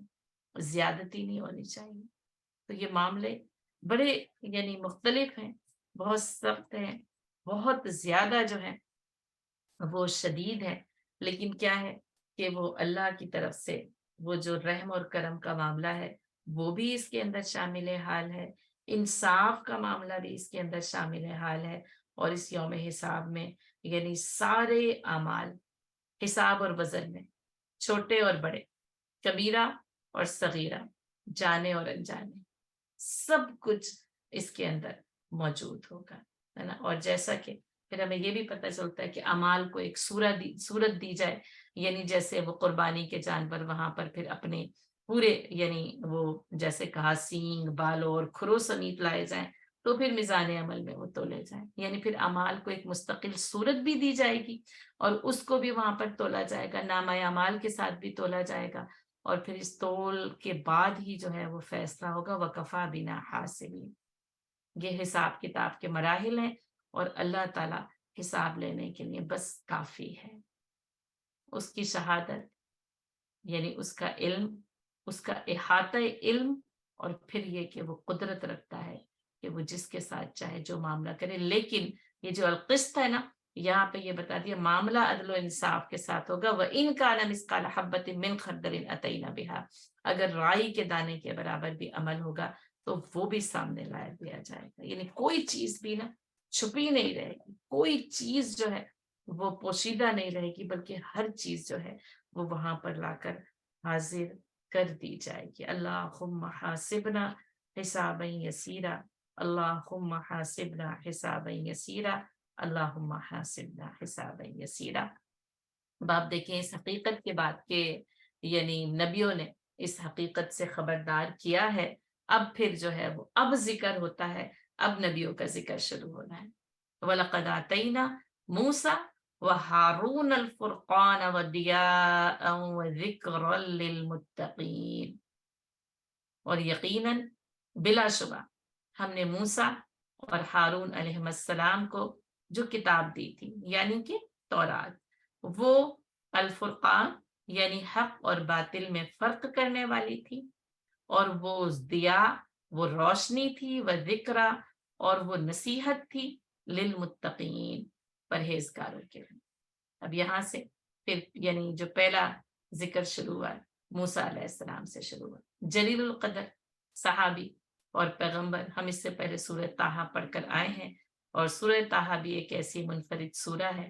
کہ جس میں حضرت موسیٰ علیہ السلام کا قصہ ہی نا ایک تسلسل اور ترتیب کے ساتھ بیان ہوتا ہے. اور یعنی یوں اگر دیکھیں تو وہ اپنے یعنی مزاج کے ساتھ سورہ یوسف سے مناسبت رکھتی ہے، ورنہ سورہ یوسف بالکل منفرد ہے کہ اس میں کسی اور کا کچھ یعنی ذکر ہی نہیں، بس یوسف علیہ السلام کا ایک قصہ احسن القصص ترتیب اور تسلسل کے ساتھ ہے. اور پھر سورہ طٰہٰ اس مزاج کی نظر آتی ہے. اور باقی یہ کہ پھر اس کے علاوہ یہ کہ قرآن میں سب سے زیادہ موسیٰ علیہ السلام کا ذکر کیا گیا نام کے ساتھ. اور اب آپ کے سامنے یہ ایک ہوم ورک بھی ہے، ایک ایکسرسائز سمجھ لیں کہ ہم نے ابھی انبیاء کرام کے ناموں کو اکٹھا جو ہے وہ دیکھنا ہے، اور ہم نے یاد بھی کرنا ہے کہ سورۃ الانبیاء میں کتنے انبیاء کرام کا ذکر نام کے ساتھ آیا ہے، اور پھر جن کا نہیں آیا ان کی ایک فہرست بن جائے گی. تو آپ دیکھیں گے کہ قرآن میں 25 انبیاء کرام کا ذکر نام کے ساتھ آیا ہے، اور اس میں آپ 27 لکھ لیں، 2 کی نبوت اختلافی ہے. ٹھیک ہے، تو ہم 27 نام لکھ سکتے ہیں، لیکن 25 جو ہے وہ ان پر سب کا اتفاق ہے. تو یہ 25 نام تو پھر جو ہے وہ ہمیں یاد ہے، اور ہمیں یاد ہی ہوتے ہیں الحمدللہ. لیکن بس جیسے ایک ترتیب کے ساتھ ایک یعنی علمی طور پر ہم اس کو اپنے پاس جو ہے وہ بنا لیں، تو پھر میرے اور آپ کے لیے جو ہے وہ یہ ایک بڑی ہی یعنی خوبصورت ایکسرسائز ہوگی، جس میں موسیٰ علیہ السلام کا نام نہ کسی تعارف کا محتاج ہے، اور نہ ہی یہ کہ ابھی اس سے پہلے ان کا ذکر نہیں آیا. تو اس لیے یہ کہ ہمیں پتہ ہے کہ موسیٰ علیہ السلام اور پھر اس کے ساتھ ساتھ ہارون علیہ السلام کا ذکر ان کے ساتھ، کیونکہ کہا تھا وہ ہارون اخی اشدد بہ ازری، اے اللہ یہ ہارون میرا بھائی ہے تو اس کے ذریعے تو میری کمر کو مضبوط کر دے. اور یہ بھی کہا کہ یہ میرا بھائی ہوا افصح منی، یہ میرے سے زیادہ لسانہ، تو یہ میرے سے جو زبان میں فصاحت میں مجھ سے زیادہ بلند ہے. اور مجھے موسیٰ علیہ السلام کی یہ بات اس لحاظ سے اتنی اچھی لگتی ہے کہ بڑا مشکل ہوتا ہے یہ اعتراف، اور نہ خاص طور پر بھائی کے متعلق کرنا، یعنی اپنے ساتھی کے جو کہ قربت کا معاملہ ہو کہ یہ اس معاملے میں مجھ سے زیادہ بہتر ہے نا. عموماً یعنی ہماری یا انسانوں کی نفسیات یہی ہوتی ہے کہ وہ یعنی اپنے آپ کو ہی بہتر سمجھ، کہتے نہیں یہ کام یعنی مجھ سے بہتر کوئی کس طرح سے کر سکتا ہے. لیکن یہ پھر نبی جو حق کی تلوار ہوتے ہیں نا، حق کا معیار ہے، وہ حق کا مینار ہوتے ہیں. اور پھر اس حق کے ساتھ ہمیں یہ پتہ چلتا ہے اسی وقت ہی جب کہ نبوت ملی ہے، اور اپنے بھائی کو بھی اپنی مدد کے لیے مانگ لیا، اور اللہ تعالیٰ نے کہا اوتی تسوالک یا موسیٰ، اے موسیٰ جو جو کچھ تو نے مانگا ہم نے سب کچھ تجھے دے دیا. تو یہ موسیٰ علیہ السلام اور ہارون علیہ السلام ظاہر بنی اسرائیل کی طرف جو ہے وہ مبعوث کیے گئے ہیں، صاحب شریعت صاحب کتاب رسول ہیں. تو پھر اس لیے یعنی موسیٰ علیہ السلام کی جو اہمیت ہے، اولو العزم پیغمبروں میں سے ہیں موسیٰ علیہ السلام، اور جس طرح پھر قرآن ان کے ذکر کو بار بار میرے اور آپ کے سامنے رکھتا ہے، اور پھر خاص طور پر نہ اس دور میں یعنی دور نبی صلی اللہ علیہ وسلم میں رسول اللہ صلی اللہ علیہ وسلم کے لیے اور صحابہ کرام کے لیے نا موسیٰ علیہ السلام اور پھر ان کے جو مراحل ہیں نا ان کو ایک سبق کے لیے سامنے رکھا گیا، تسلی بھی دی گئی، اور یہ بھی بتایا جاتا ہے کہ ہمارے اس پیغمبر نے کیا کیا جھیلا۔ تو پھر آپ صلی اللہ علیہ وسلم کے حالات اور موسیٰ علیہ السلام کے حالات آپس میں ایک دوسرے سے بہت زیادہ مناسبت رکھتے تھے، اور اسی لیے کہ وہ بھی صاحب کتاب اور صاحب شریعت رسول تھے، اور آپ صلی اللہ علیہ وسلم کو بھی کتاب اور شریعت دی گئی، تو اس لیے بھی اس ذکر کے اندر مناسبت ہے، اور اسی طریقے سے مراحل میں مخالفت میں وہ ساری کی ساری چیزیں ایک دوسرے کے ساتھ مناسبت رکھتی تھی۔ تو اللہ تعالیٰ کہتے ہیں کہ ہم نے موسیٰ اور ہارون علیہ السلام کو الفرقان دی، اور الفرقان سے مراد جو ہے وہ تورات کی صفت ہے، یعنی تورات ہے اور تورات کی صفت، ٹھیک ہے، الفرقان۔ اچھا یہی صفت قرآن کی، کیونکہ جیسے کہا نا مناسبت کیا ہے، تورات اور قرآن میں بھی مناسبت ہے۔ ساری ان چار جو بڑی کتابیں ہیں، زبور، تورات، انجیل اور قرآن، ظاہر ہے ایک دوسرے کے ساتھ مناسبت رکھتی ہے، ایک دوسرے کا تتمہ ہے، ایک دوسرے کو تکمیل کرتی ہیں، یعنی پھر وہ کہ وہ صحائف بھی ہیں اور کتابیں بھی ہیں، یہاں تک کہ وہ قرآن کے اندر آ کر مکمل ہو جاتی ہیں، ضم ہو جاتی ہیں۔ تو الفرقان یہ یعنی یہ تینوں صفات نا قرآن کی بھی ہیں اور تورات کی بھی ہیں، ٹھیک ہے۔ تو تورات اور اس کی صفت کے الفرقان، فرقان کیا ہے؟ ایک تو یہ کہ حق اور باطل میں فرق کر دینے میں، ہے نا، تو یہ کہ کتاب جو ہے وہ حق اور باطل کے فرق کو واضح کر دے، وہ کہہ دیتی ہے جا الحق وزہق الباطل، ہے نا، حق کو حق دکھاتی ہے، باطل کو باطل دکھاتی ہے، سچ اور جھوٹ کا فرق کرتی ہے، خیر اور شر کی تمیز دیتی ہے۔ یہ الفرقان فرق کرنے والی مبالغے کا صیغہ ہے، اور یہ کہ وہ مبالغے کے ساتھ یعنی کہ خیر اور شر کے فرق کو واضح کر دیتی ہے، حق کو باطل سے جدا کر دیتی ہے۔ تو یہ کہ حق اور باطل میں امتیاز کرنے والی۔ اچھا ضیا، اب جیسے روشنی ہے اور یہ کہ یہ روشنی ہے، یہ جیسے وہ جو ہے نا من الظلمات الی النور، تو وہاں پہ نور کا لفظ استعمال کیا گیا کہ اندھیروں سے نور کی طرف لے جایا جاتا ہے، اور یہاں پر جو ہے نا وہ یعنی ضیا کا لفظ جو ہے وہ استعمال کیا گیا، کہا گیا کہ الشمس کے لیے ضیا کا لفظ استعمال کیا گیا ہے، اور قمر کے لیے نور کا لفظ استعمال کیا گیا ہے، یعنی جیسے وہ سورج کی جو روشنی ہوتی ہے نا جس میں حرارت اور تپش جو ہے وہ زیادہ ہوتی ہے، اور لیکن یہ کہ پھر اگر وہ سائنسی طور پر دیکھا جائے تو اسی تپش اور حرارت کو چاند اپنے اندر سموتا ہے، تو والقمر نورا، تو قمر کے لیے پھر نور کا لفظ ہے، اور پھر وہ رات کو وہ اس چاندنی کو جو کہ ٹھنڈی اور میٹھی ہوتی ہے اس کو بکھیرتا ہے۔ اچھا اب اس کے اندر ایک ہے، یہ ایک لطیف نکتہ ہے کہ جیسے قرآن کے لیے پھر نور کا لفظ استعمال کیا گیا، لیکن یہ کہ یہ دونوں لفظ ایک دوسرے کے مترادفات کے طور پر بھی استعمال ہوتے ہیں، لیکن ان میں ایک معنوی لطافت بھی پائی جاتی ہے۔ تو جیسے یوں دیکھیں کہ وہ بنی اسرائیل کی وہ جو سرکشی تھی نا، جو حق سے انحراف تھا، تو ان کے لیے نا وہ سورج کی تپش اور حرارت جیسی روشنی کی ضرورت تھی جو کہ تورات کے ذریعے انہیں دی گئی، اور اسی لیے پھر ہم یہ دیکھتے ہیں کہ اس شریعت کے اندر جو ہے وہ سختی کا پہلو غالب اور نمایاں تھا۔ کیوں؟ ان کے اپنے اعمال کی وجہ سے۔ وہ اللہ تعالیٰ کہتا ہے نا کہ ہم نے نہیں ان کے لیے حرام کیا تھا، بلکہ انہوں نے خود ہی اپنے لیے حرام کر دی، انہوں نے جو ظاہر ہے کہ غلطیاں کی، سرکشیاں کی، قرآن اس کو کھول کر بیان کرتا ہے، اور پھر اسی لیے ان کی شریعت جو ہے وہ سخت ہوتی چلی گئی، جیسے جو سورج کی روشنی اور حرارت میں ایک تپش اور سختی پائی جاتی ہے، لیکن یہ ایک اس کی یعنی اس کے اندر ایک لطافت ہے، لیکن اس کے ساتھ ساتھ کیا ہے کہ تورات ایک مکمل شریعت ان کو دی گئی تھی جس میں روشنی ہی روشنی تھی،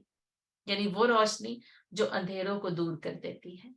نا، اور یہ کتابیں روشنی ہوتی ہیں، یعنی ضیا کے ہیں یا نور کے ہیں، یہ وہ روشنی ہوتی ہے جو ظلمات کو اور اندھیروں کو نا دور کر دیتی ہے، یہ زندگیوں کو روشن کر دیتی ہے، جگمگا دیتی ہے. یہ اس یعنی سرزمین کے رہنے والوں کو نا، اہل زمین کے لیے یہ روشنی، ان کو یعنی چاند اور سورج سے بھی روشنی ملتی ہے، وہ بھی لازم اور ملزوم ہے، لیکن صرف چاند اور سورج کی روشنی اس ہدایت کی روشنی کے لیے کافی نہیں ہو سکتی. تو اس لیے یہ آفتاب ہدایت جب وہ روشنی بن کر طلوع ہوتا ہے نا کتاب کی صورت میں، جب انسانوں کی زندگیوں میں ہدایت کی جگمگاہٹ آتی، یہ روشنی تو پھر وہی کہ بس وہ صرف وہ بصارت ہو، لیکن بصیرت کے لیے نا جو بصیرت افروز دلائل ہے، بصائر للناس، کہا گیا کہ یہ لوگوں کے لیے اس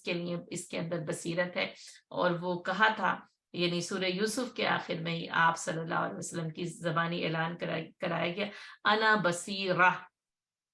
میں ہوں اس بصیرت کے راستے پر، اس روشن کے راستے، ومن اتبعنی، اور جو کوئی میری اتباع کرے. تو یہ بصیرت افروز دلائل، یہ روشنیاں، یہ ہدایت کی روشنی ہے. جب یہ جگمگاتی ہے نا تو وہ جو گناہوں کے اندھیرے ہیں، کفر اور شرک کی تاریک راہیں ہیں، وہ دور ہو جاتی ہیں. یعنی یہ اس روشنی سے، اس ہدایت کی روشنی سے دلالت یعنی کہ گمراہی کے اندھیرے دور ہو جاتے ہیں. تو وہ ضیاء، اور جیسے اس کے سلیش میں بھی نور لکھا گیا ہے، لیکن میں نے پھر وہی اس کا آپ کو بتا دیا، یعنی آپ نور اس کا ترجمہ کر سکتے ہیں، روشنی کر سکتے ہیں، دیا کر سکتے ہیں. وہ ذکرا، اور ذکر، تذکیر، نصیحت، یاد دہانی. اب یہ بھی ان تمام کتابوں میں تینوں چیزیں مشترک ہیں، الفرقان و ضیاء و ذکرا، ہے نا. اور قرآن ہاذا ذکر، کہتے ہیں ہاذا ذکر، یہ ہے ذکر، یہ ہے نصیحت، یہ ہے روشنی. انا نحن نزلنا الذکر، اور ہم نے تمہارے لیے ذکر جو ہے وہ نازل کر دیا نا. تو یعنی یوں سمجھ لیں یہ ذکر اور تذکیر، نصیحت اور یاد دہانی، یہ ہے اس ذکر کے ذریعے اس روشنی کے راستے پر ڈالا جاتا ہے تاکہ حق اور باطل کا فرق واضح طور پر معلوم ہو جائے. اگر روشنی نہ ہو تو حق اور باطل کا فرق نہیں معلوم ہو سکتا، کیونکہ اندھیرے میں تو نہیں پتہ چلتا کہ کیا ہے. وہ تو جب یعنی وہ اندھیرا اور اجالا جب واضح ہو تو پتہ چلے نا. تو یہ اجالا نا یعنی اندھیرے اور روشنی کا فرق واضح کرنے کے لیے آتا ہے. اور یہ ایک یاد دہانی، تذکیر ہے، ذکر ہے، لیکن کس کے لیے؟ للمتقین، پرہیزگاروں کے لیے، اہل تقوی کے لیے، بچ جانے والوں کے لیے، ڈرنے والوں کے لیے، جو اپنے آپ کو بچانا چاہے.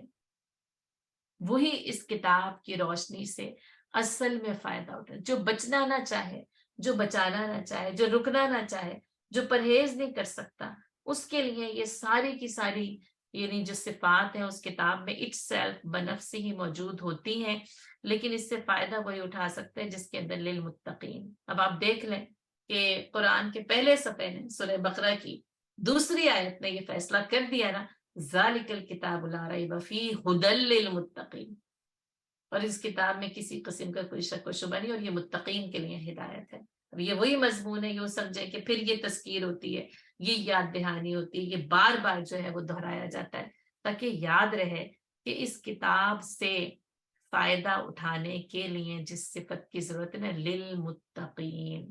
وہ تقوی ہے، وہ اللہ کے خوف کی، اللہ کے حاضر اور ناظر ہونے کی وہ کیفیت ہے کہ جس سے انسان گناہوں سے بچتا ہے اور اس کتاب کے راستوں پر چل پڑتا ہے، اس کتاب کے بتائے ہوئے یعنی راستوں پر، اس کتاب کی فرما برداری پر، اس کتاب کی ہدایت کی اتباع کرتا ہے، اور پھر وہ اپنی منزل مراد پاتا ہے. اچھا، ایک اور بات، جیسے فرقان یعنی تورات کی صفت کے طور پر استعمال کیا گیا، ایک اور بات یہ بھی کہی گئی کہ یعنی فرقان جو ہے اس سے مراد اللہ تعالیٰ کی وہ مدد بھی ہے جو حضرت موسیٰ علیہ السلام کو پھر وہ جو ان کی نبوت کے مراحل تھے اس پہ ہر وقت اللہ کی ایک خاص مدد شامل حال رہی. پھر وہی سورہ طٰہٰ میں وہ پوری تفصیل پڑھ چکے ہیں، وہ پھر وہی بچپن سے ہی وہ جو کہا کہ فَلْيُلْقِهِ الْيَمْ، اور وہ ڈال دو اس کو پانی میں، تو وہاں بھی، اور پھر اٹھایا بھی وہ دشمن نے، اور پھر اس کی پرورش بھی ہے، پھر وہ اس سے بھی اللہ تعالیٰ جو قتل کر کے جاتے ہیں اس سے بھی اللہ تعالیٰ بچاتے ہیں، ظاہر قتل خطا تھا. پھر جب آئے ہیں فرعون کے دربار میں وہ پورا کا پورا وہ سارے کے سارے مراحل اللہ کی خاص مدد ان کے شامل حال رہی، اور یہاں تک کہ نا یعنی پھر وہ فکانہ کل یعنی فرقن اور کالطود العظیم، اور ہر فرقہ جو تھا، ہر حصہ جو تھا کالطود العظیم، پہاڑوں کی طرح جو ہے وہ کھڑا ہو، یعنی سمندر پھاڑ کر جو ہے وہ اس میں خشک راستہ بنا کر حضرت موسیٰ علیہ السلام کو، یعنی وہ بھی ایک فرقان تھی جو کہ حضرت موسیٰ علیہ السلام کو اس وقت جو ہے وہ عطا کی گئی۔ تو یعنی کہ یعنی ایک یہ ہمیں روایت بھی ملتی ہے، یا اس کا ایک یہ سمجھائے جانے کا انداز بھی ہے کہ یعنی کہ ایک تو وہ تورات ہے، اور دوسرے پھر وہ ایک وہ خاص مدد ہے جو حضرت موسیٰ علیہ السلام کے ہر حال میں جو ہے وہ شامل حال رہی۔ تو یہ الفرقان و ضیاء و ذکرى للمتقین الذین یخشون ربهم بالغیب۔ اب دیکھیں گے متقین کی صفت ہے، اور یہاں پر بس یوں سمجھ لیں بس دو صفات بتائی گئی۔ یہاں وہاں پر جب ہم سورہ بقرہ میں پڑھتے ہیں تو وہ ایک مختلف انداز ہے، لیکن دیکھ لیں وہاں پہ بھی جو تھا نا یؤمنون بالغیب وہ مقدم تھا، یہاں پہ بھی بالغیب مقدم ہے۔ یعنی یہ جو تقوی ہے نا، یہ اس کیفیت کا نام ہے جو غیب کے اوپر ایمان لے کر آتا ہے۔ الذین یخشون ربهم بالغیب، وہاں پہ بس اتنا تھا کہ یؤمنون بالغیب، لیکن یہاں پر پھر وہ کیفیت ایمان کی اس کیفیت کا ذکر کیا جا رہا ہے، یعنی وہ اپنے رب کو بغیر دیکھے اس سے ڈرتے ہیں، خشیت الہی بغیر دیکھے، یہی مطلوب ہے۔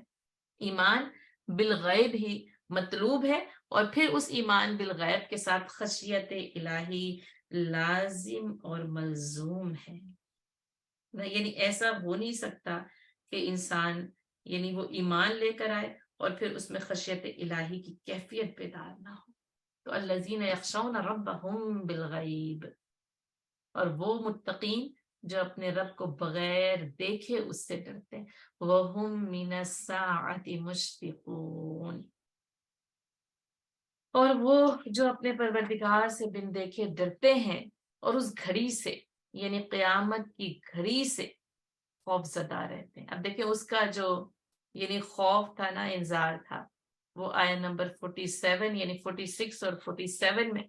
خاص طور پر جیسے بیان کیا گیا، اور یعنی اس بیان کے بعد بس ان کے تقوی کی کیفیت کیا ہے، بس وہ اس سے ڈرنا شروع ہو جاتے ہیں۔ اب دیکھیں ان دونوں چیزوں میں یعنی یہ کہ رب کو بن دیکھے رب سے ڈرنا، وَهُمْ مِنَ السَّاعَةِ مُشْفِقُونَ، اور وہ قیامت کی گھڑی سے ڈرتے رہتے ہیں۔ ان کی نا پوری جو زندگی کا ایک جو طریقہ ہے نا، یعنی اس کو بیان کر دیا گیا ہے۔ یعنی ان کی زندگی ان دو چیزوں کے، ان دو جو ان کا جو اندرونی کیفیات ہے نا اس کے مابین ہوتی ہے۔ ان کی زندگی کے مراحل اور شب و روز ان دو کیفیات کے ساتھ طے ہوتے ہیں۔ اللہ سے ڈرنا، اچھا اب اللہ سے ڈرنا بھی آپ دیکھیں کیسے، وَكَفَىٰ بِنَا حَاسِبِينَ، یعنی اس کے حاضر اور ناظر ہونے کا خوف ہوتا ہے نا، اور یہ کہ ایک دن ہم اس کے سامنے حاضر کیے جائیں گے، یہ اللہ سے ڈرنا۔ اور اس لیے پھر اس کی نافرمانی سے ہر لمحے ڈرتے رہنا، کہیں کوئی ایسا عمل نہ ہو جائے جو اللہ کو ناراض کرتے۔ وَهُمْ مِنَ السَّاعَةِ مُشْفِقُونَ، اور وہ قیامت کی گھڑی سے لرزا رہتے ہیں، کیونکہ اسی گھڑی اسی روز تو اس کے سامنے حاضری ہے،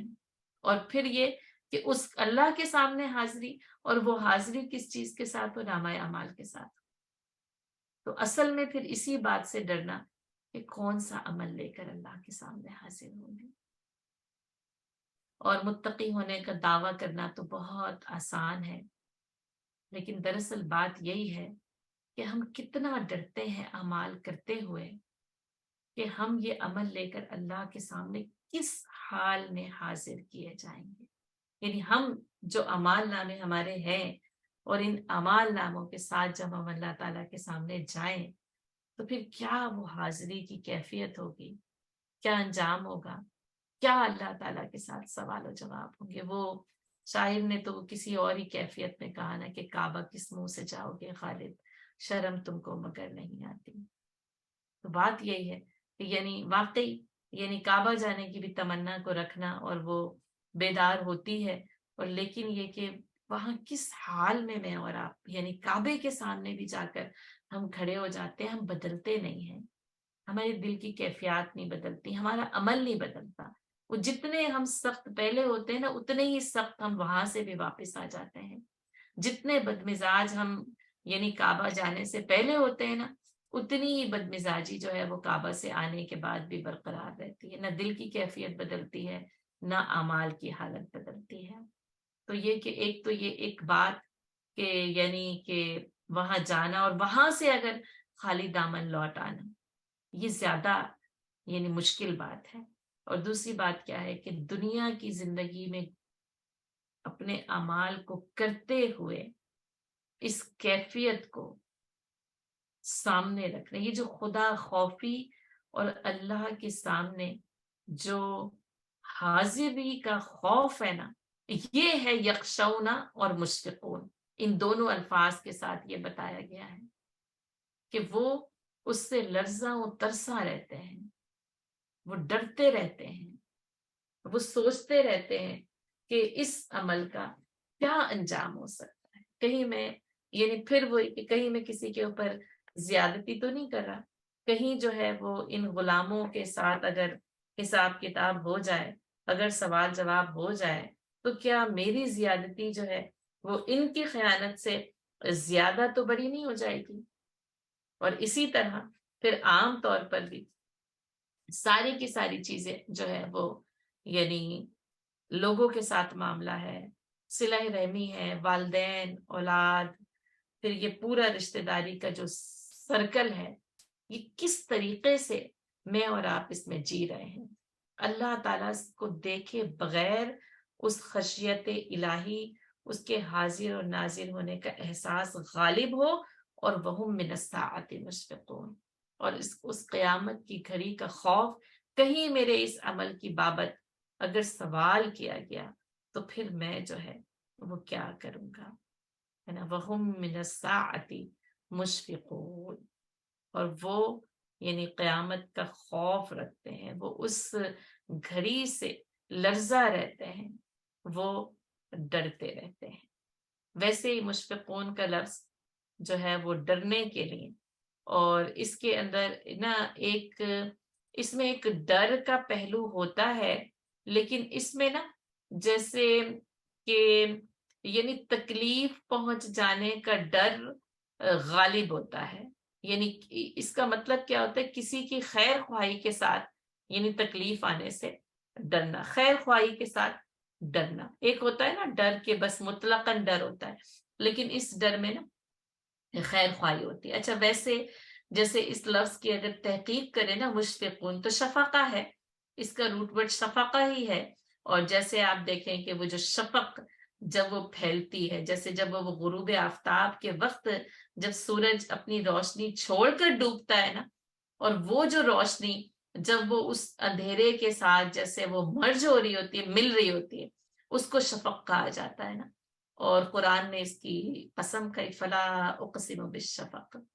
ہے نا. اور یعنی اس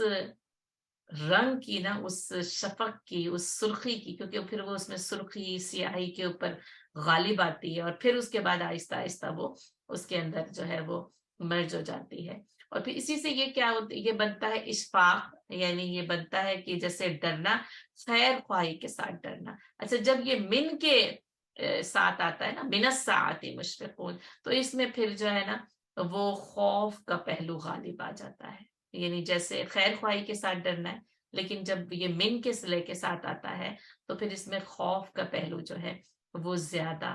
غالب ہو جاتا ہے. تو گویا کہ یہاں پر جو ہے وہ خوف کا پہلو غالب ہے. اسی سے نا مشفق کہتے ہیں کہ وہ بہت مشفق ہے, یا آپ یہ کہتے ہیں نا وہ اس کے ساتھ بڑا شفقت کا برتاؤ کرتا ہے. تو یہ جو شفقت اور مشفق جو کہ اردو میں کافی استعمال ہوتے ہیں, تو اس میں آپ دیکھیں خیر خواہی کا پہلو غالب ہوتا ہے نا, کہ جیسے کہ وہ اس کے ساتھ ہمیشہ بڑا مشفقانہ سلوک کرتا ہے. تو اس کے اندر یہ نہیں ہوتا کہ وہ اس کے ساتھ خوف اور ڈر کا سلوک کرتا ہے, بلکہ کیا ہوتا ہے کہ وہ اس کی خیر خواہی کے ساتھ, اس کے ساتھ بڑی ہمدردی کے ساتھ پیش آتا ہے. تو اس میں یعنی خیر خواہی کا پہلو غالب ہوتا ہے, لیکن جب من کے ساتھ آئے تو اس میں خوف کا پہلو غالب آ جاتا ہے. تو یہ ہے وہ متقین کہ جو اللہ سے بن دے کے ڈرتے ہیں, اور پھر وہ قیامت کی گھڑی سے لرزا رہتے ہیں. وَهَذَا ذِكْرٌ مُبَارَک, اور یہ ہے ذکر مبارک. یعنی اب یہ قرآن کی طرف اشارہ ہے. وہاں پر خاص طور پر تورات کی صفات تھی اور یہاں پر پھر قرآن کے بارے میں کہتے وَهَذَا ذِكْرٌ مبارک, اور یہ ذکر ہے, یہ نصیحت ہے, اور کیا ہے, مبارک, بہت بابرکت نصیحت. اسی لیے وہ کہتے ہیں نا کہ قرآن جو ہے وہ بابرکت کتاب ہے یا برکت کی کتاب ہے. لیکن آپ یہ دیکھیں کہ پھر ہم نے اس کو صرف برکت کی کتاب بنا لیا ہے نا, یعنی بس یہ کہ بس اس سے صرف برکت حاصل کرنا, یہ قرآن کے ساتھ خیر خواہی نہیں ہے, یہ قرآن پر صحیح ایمان نہیں ہے. لیکن یہ کہ اس میں برکت کے پہلو کو نظر انداز کر دینا, یہ بھی قرآن کے ساتھ انصاف نہیں. اس میں برکت ہے, ہر لحاظ سے برکت ہے. وَهَذَا ذکر, یہ بھی نصیحت ہے, یہ بھی یاد دہانی, مبارک, بڑی بابرکت کتاب ہے. انزلناہ, ہم نے اسے نازل کیا ہے, یعنی اللہ نے اس کو نصیحت اور برکت کے ساتھ نازل کیا ہے, یعنی اللہ نے یہ بابرکت نصیحت نازل کی ہے. افانتم لہ منکرون, اور کیا پھر تم جو ہے وہ اس کا انکار کرتے ہو, پھر کیا تم اس سے انکار کرتے ہو؟ یعنی کیسے کوئی اس بابرکت نصیحت سے انکار کر سکتا ہے نا. اب آپ دیکھیں کہ یہاں پر بھی جیسے پہلے تھا نا کہ وہ متقین جو الذین یخشون ربهم بالغیب وهم من الساعة مشفقون وهذا ذکر مبارک انزلناہ افانتم لہ منکرون. تو مفسرین کرام نے لکھا یہ بابرکت نصیحت سے بھی فائدہ وہی لوگ اٹھا سکتے ہیں جو کہ للمتقین الذین یخشون ربهم بالغیب وهم من الساعة مشفقون. جیسا کہ پھر وہی کہ سورۃ البقرہ کے آغاز میں جو اعلان ہو گیا تھا کہ للمتقین ہے نا, الذین یؤمنون بالغیب ویقیمون الصلاۃ ومما رزقناہم ینفقون. وہاں پر پھر ان کی صفات جو ہے وہ مختلف آ جاتی ہیں. پہلی بالغیب ہی تھی تو کہا کہ پھر یہ کہ جو اللہ پر بن دیکھے ایمان لے آئے, جو قیامت کی گھڑی سے خوفزدہ ہوں, یہ بابرکت نصیحت انہی کو فائدہ پہنچائے گی جو اپنے اعمال کی یعنی وہم من الساعۃ مشفقون, حاضری اور اس کی باز پرس سے ڈرتے رہتے ہیں. تو اس میں یعنی جیسے کہ اس کی برکت کے پہلو کو یہاں پر زیادہ نمایاں کیا گیا, یعنی قرآن کی جو صفت, دو صفات بتائی گئی ہیں نا, ایک تو یہ کہ نصیحت اور مبارک, تو یعنی یہاں پر اس کی برکت کے پہلو کو زیادہ نمایاں کیا گیا ہے. یعنی یہ کہ جیسے کہا کہ قرآن وہ فرقان بھی ہے, نور بھی ہے, ذکر بھی ہے, تذکرہ بھی ہے, اور لیکن یہاں پر پھر اس کی صفت مبارک کو سامنے لایا گیا کہ یہ بڑا بابرکت کلام ہے, اس پر ایمان لاؤ تو برکتیں ہی برکتیں ہیں. اس کو چھونا, اس کو دیکھنا, اس کو سننا, اس کو پڑھنا, اس کا علم حاصل کرنا, اس کا فہم حاصل کرنا, اس کے الفاظ, اس کے ترجمے, اس کی تفسیر, اور پھر اس کے اوپر عمل کرنا, ہر چیز برکت ہی برکت ہے. یہ کتاب یعنی انسانوں کی زندگی کو بابرکت بنا دیتی ہے. اس کتاب کے ساتھ, اس کتاب کی اتباع کے ساتھ جو عمل کیا جائے وہ بابرکت عمل ہے. اور برکت یعنی کسی بھی چیز میں, یا یعنی چیز سے زیادہ بہتر یہ ہے کہ خیر کی کثرت برکت کہلاتی. یعنی برکت کو اگر سمجھنا ہے نا تو کیا ہے, خیر کی کثرت. ایک تو آپ یہ بھی کہہ سکتے ہیں کہ کسی بھی چیز کی وسعت اور کثرت, لیکن آپ دیکھیں کہ وہ اگر کسی بھی چیز کی وسعت اور کثرت ہو تو عام طور پر تو استعمال کر سکتے ہیں, لیکن اگر علمی طور پر سمجھے تو وہ کیا گناہوں کی کثرت اور وسعت بھی برکت ہو جائے گی. بدعملیوں کی بھی تو کثرت ہے نا, نافرمانیوں کی بھی تو کثرت ہے. 100 دفتر جس میں سے ایک دفتر حد نگاہ تک پھیلا ہوا, تو وہ بھی تو وسعت اور کثرت تھی. تو یہ کہ اگر یہ کہا بھی جاتا ہے نا کہ کسی بھی چیز میں, تو مقصود خیر ہی ہوتی ہے. تو پھر کیوں نہ میں اور آپ اسی کو اختیار کر لیں کہ خیر میں کثرت اور وسعت یہ برکت کہلاتی ہے. تو مبارک اور تبارک اللہ کی ذات وہ بابرکت ذات ہے جو پھر انزلناہ ہے نا, اس بابرکت ذات نے یہ مبارک کلام, یہ مبارک ذکر, یہ مبارک نصیحت حاصل کی تاکہ ہم اس کی برکتوں سے فائدہ اٹھا سکیں. صرف اس کی برکت نہیں ہے کہ خالی گھر میں یا نئے گھر میں یا نئے بزنس میں یا نئی دکان میں یعنی قرآن کو پہلے لے کر جانا اور بس رکھ دینا ہے, یا یہ کہ بیٹیوں کو رخصت کرتے وقت ان کے سروں کے اوپر ان کو قرآن کے سائے سے گزار کر رخصت کرنا ہے. یعنی ہم نے پھر اس برکت کا مفہوم یہ سمجھا, اور یعنی اگر اس کے ساتھ شامل کر کے سمجھ لیتے تو شاید کوئی بری بات نہیں تھی، لیکن بات کیا تھی کہ صرف اسی کو برکت کا مفہوم سمجھ لیا اور اس سے زیادہ آگے نہیں بڑھے. بس یہ کہ برکت کے لیے اس کو پڑھ لیا جائے، برکت کے حصول کے لیے، یا پھر یہ کہ حصول ثواب کے لیے، اور یا پھر یہ کہ ہم نے اس کتاب کو ایصال ثواب کا ہی ذریعہ سمجھ لیا. اور دراصل یہ جو ذریعہ ہدایت اور نجات، اور جیسے کہ وہی کہ الفرقان و دیا و ذکرہ، اس سے ہم نے یعنی اس کو نظر انداز کیا ہے. تو قرآن دلوں کو بدلنے والی، زندگیوں کو بدلنے والی اور زندگیوں میں برکتیں لے کر آنے والی کتاب ہے. اہل عرب نے جو اس کتاب کی برکات کا ظہور دیکھا، اور آج تک یعنی پھر وہ ظہور وہاں سے نکلا اور دنیا کی ساری سرزمینوں کے اندر پھیل گئے. اگر صرف یہی مفہوم نا قرآن کا جو ایک عام مسلمان نے سمجھ لیا ہے نا، اس مفہوم پر تو کفار مکہ بھی ایمان لے کر آ جاتے ہیں. انہیں اس سے کوئی یعنی مشکل نہیں ہوتی، پھر کوئی لڑائی نہیں ہوتی، نہ ہجرت حبشہ ہوتی، نہ ہجرت مدینہ ہوتی، نہ بدر، احد، حنین، صلح حدیبیہ، فتح مکہ، کچھ بھی نہ ہوتا. اگر صرف برکت کے اس مفہوم کو ہی اگر سمجھنا تھا تو کفار مکہ نے تو پیش کر دیا تھا کہ 1 سال ہم آپ کے رب پر ایمان لے آئیں گے اور اس کی عبادت کریں گے، لیکن دوسرے سال پھر آپ ہمارے بتوں کی عبادت کریں.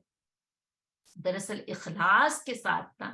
اس کے برکت کے اس مفہوم کو سمجھنا کہ پھر زندگیوں کی خیر اور برکت بس صرف اور صرف اسی کتاب کے ساتھ وابستہ ہو جائے گی، اور اس پر عمل ہی نجات کا باعث بنے گا. یعنی یہ وہ برکت ہے جو نجات دیتی ہے، منزل تک پہنچاتی ہے، اور وہ منزل جو مطلوب بھی ہے، جو محمود بھی ہے. اس پر یقین کے راستے کے ساتھ چلنا، اللہ سے ڈرتے ہوئے، یعنی خشیت الہی، تقوی کی کیفیات کے ساتھ قیامت کی اس گھڑی سے لرزہ و ترسا رہنا، ڈرنا، اور پھر اپنی منزل مراد کو پہنچ جانا. وَهَذَا ذِكْرٌ مُبَارَک،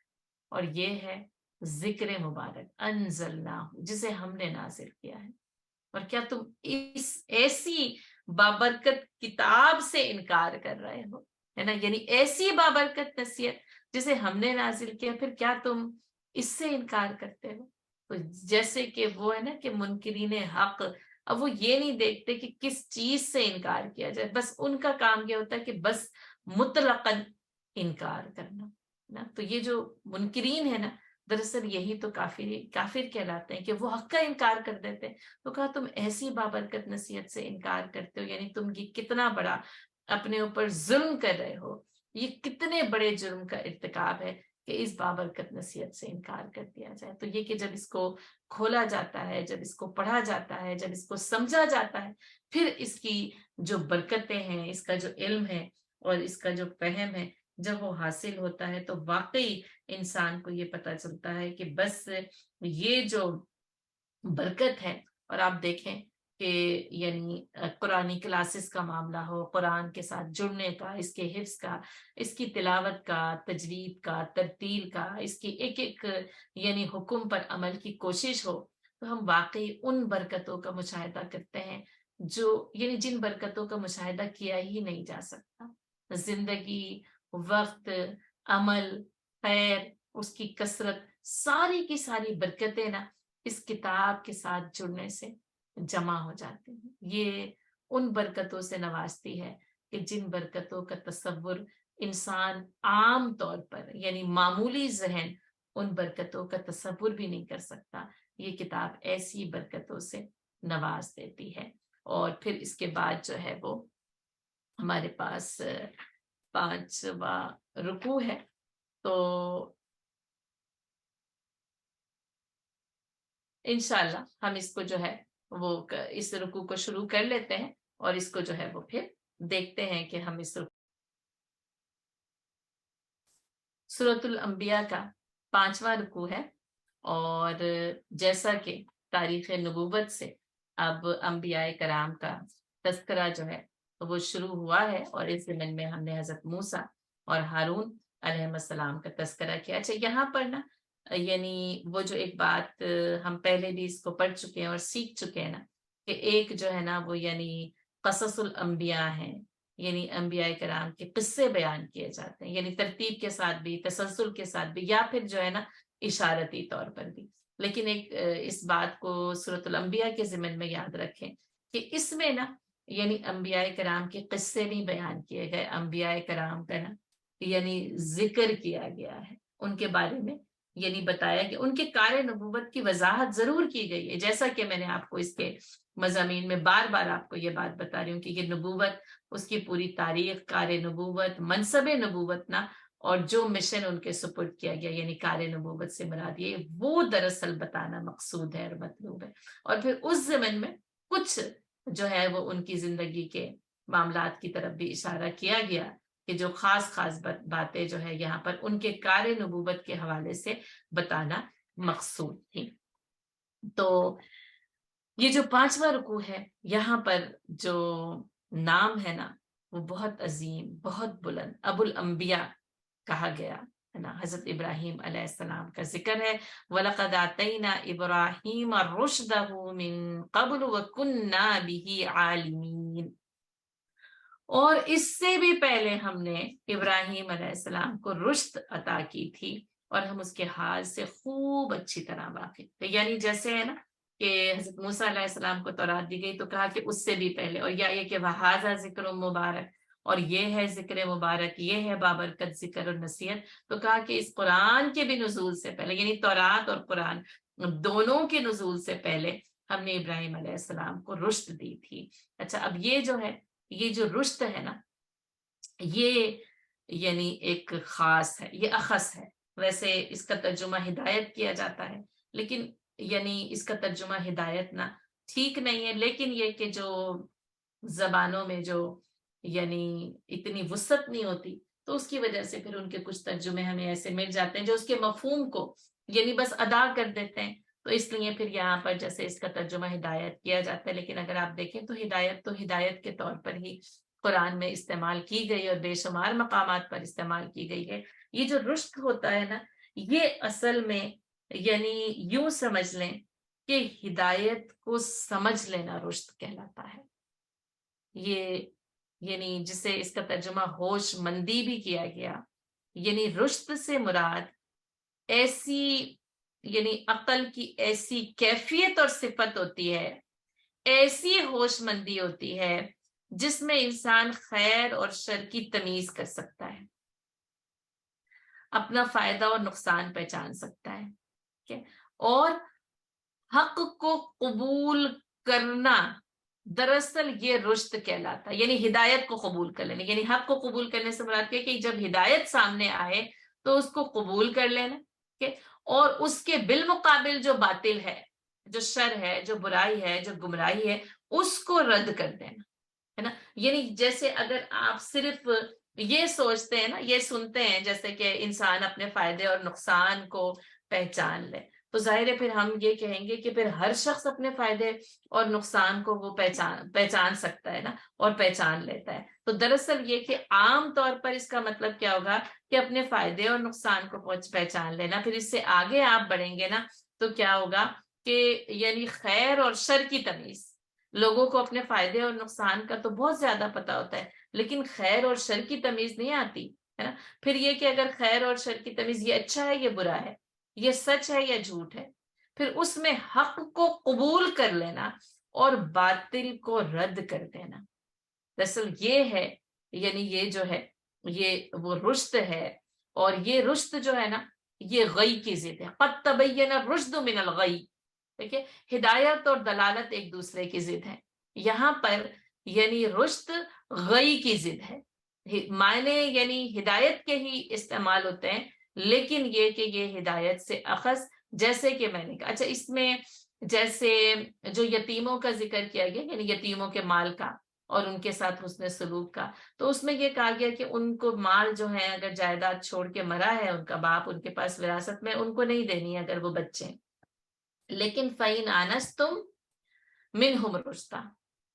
لیکن جب تم ان میں رشد دیکھو، جب ان میں یہ صلاحیت دیکھو کہ فائدہ اور نقصان، خیر اور شر کی تمیز کر سکتے ہیں، اب یہ پیسوں کا استعمال صحیح طور پر کر سکتے ہیں، ضائع نہیں کریں گے، تو اس وقت فَادْفَعُوا إِلَيْهِمْ أَمْوَالَهُمْ، تو اس وقت ان کے مال جو ہے وہ ان کے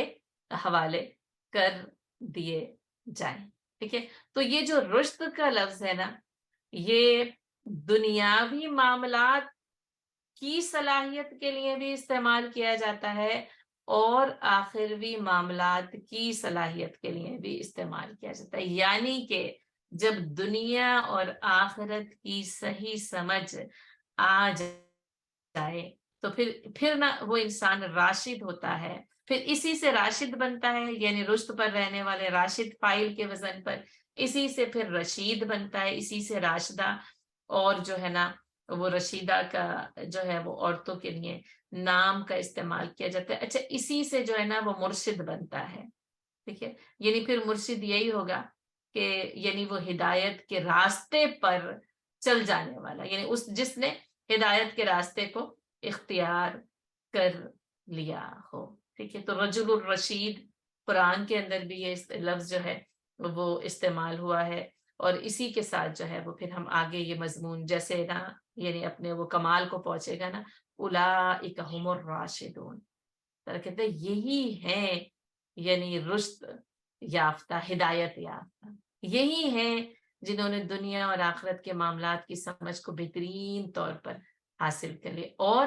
حضرت ابراہیم علیہ السلام کے لیے یہ استعمال کیا گیا کہ اللہ نے ان کو وہ رشد,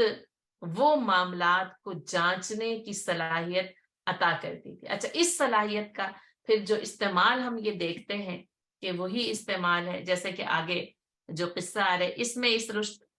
کی صلاحیت کا استعمال کیا گیا ہے. پھر اس کے ساتھ ساتھ اسی طرح کہ جب انہوں نے اپنے باپ اور اپنی قوم کو ستاروں اور سیاروں کی پوجا کرتے ہوئے دیکھا نا, تو پھر وہ جو فکر کے جن زاویوں سے گزرے نا, یہ تھی وہ رشد,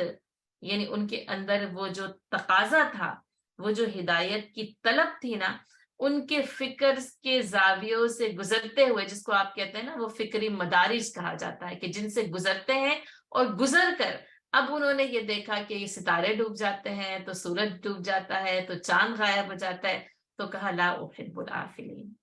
میں ان ڈوب جانے والوں کی تو پوجا نہیں کر سکتا, میں تو ان سے محبت نہیں کر سکتا, میں تو ان کو اپنا خدا نہیں بنا سکتا. یہ ہے رشد, یعنی من قبل نا, یعنی اس سے پہلے ہم نے ان کو رشد ادا کی تھی, یعنی وہ اندر کی وہ سوچ, وہ فکر, وہ زاویے, کہ جب وہ غلط چیز کو ہوتے ہوئے دیکھتے ہیں نا, تو اندر سے آواز آتی ہے کہ لا احب الآفلین, یعنی اندر سے یہ آواز آتی ہے ہم اس غلط کرتی ہوئے چیزوں کو برداشت نہیں کر سکتے. یہ ہے خیر اور شر کی تمیز, ہے نا. اور پھر وہ اس غلط کو چھوڑ دیتے ہیں, اس راستے کو چھوڑ دیتے ہیں, اور وہ جو سچ ہوتا ہے, وہ جو حق ہوتا ہے, وہ اس حق کے راستے کو قبول کر لیتے ہیں. یعنی ایک یہ کہ ان کے فکری رشد تھا, اس کا تقاضا یہ تھا, اور پھر اسی تقاضے کے تحت جو آگے جو بات آ رہی ہے نا, اسی تقاضے کے تحت عمل. تو جیسے میں نے آپ کو کہا نا کہ یہاں پر جو ہے وہ یعنی جیسے قصص الانبیاء کا انداز نہیں ہے سورۃ الانبیاء میں, لیکن یہ جو آگے جو حضرت ابراہیم علیہ السلام کی زندگی کا ایک مرحلہ یہاں پر بیان کیا گیا نا, اس رشد کی تعبیر ہے. اور یا یہ کہ قرآن کے جو وہ لطیف نکات ہوتے ہیں, تاکہ یہ رشد سمجھ میں آ جائے کہ آخر یہ رشد کیا ہے جو ابراہیم علیہ السلام کو اس سے پہلے دی گئی. وَكُنَّا بِهِ عَالِمِينَ, اور ہم اس کے حال سے بخوبی اچھی طرح واقف تھے. اب یہ تھوڑی تھا کہ پتہ نہیں تھا, کہ حالات کے اللہ تعالیٰ واقف تھے, اور یہ کہ یعنی ان تمام مدارج سے پھر حضرت ابراہیم علیہ السلام کو گزارا گیا.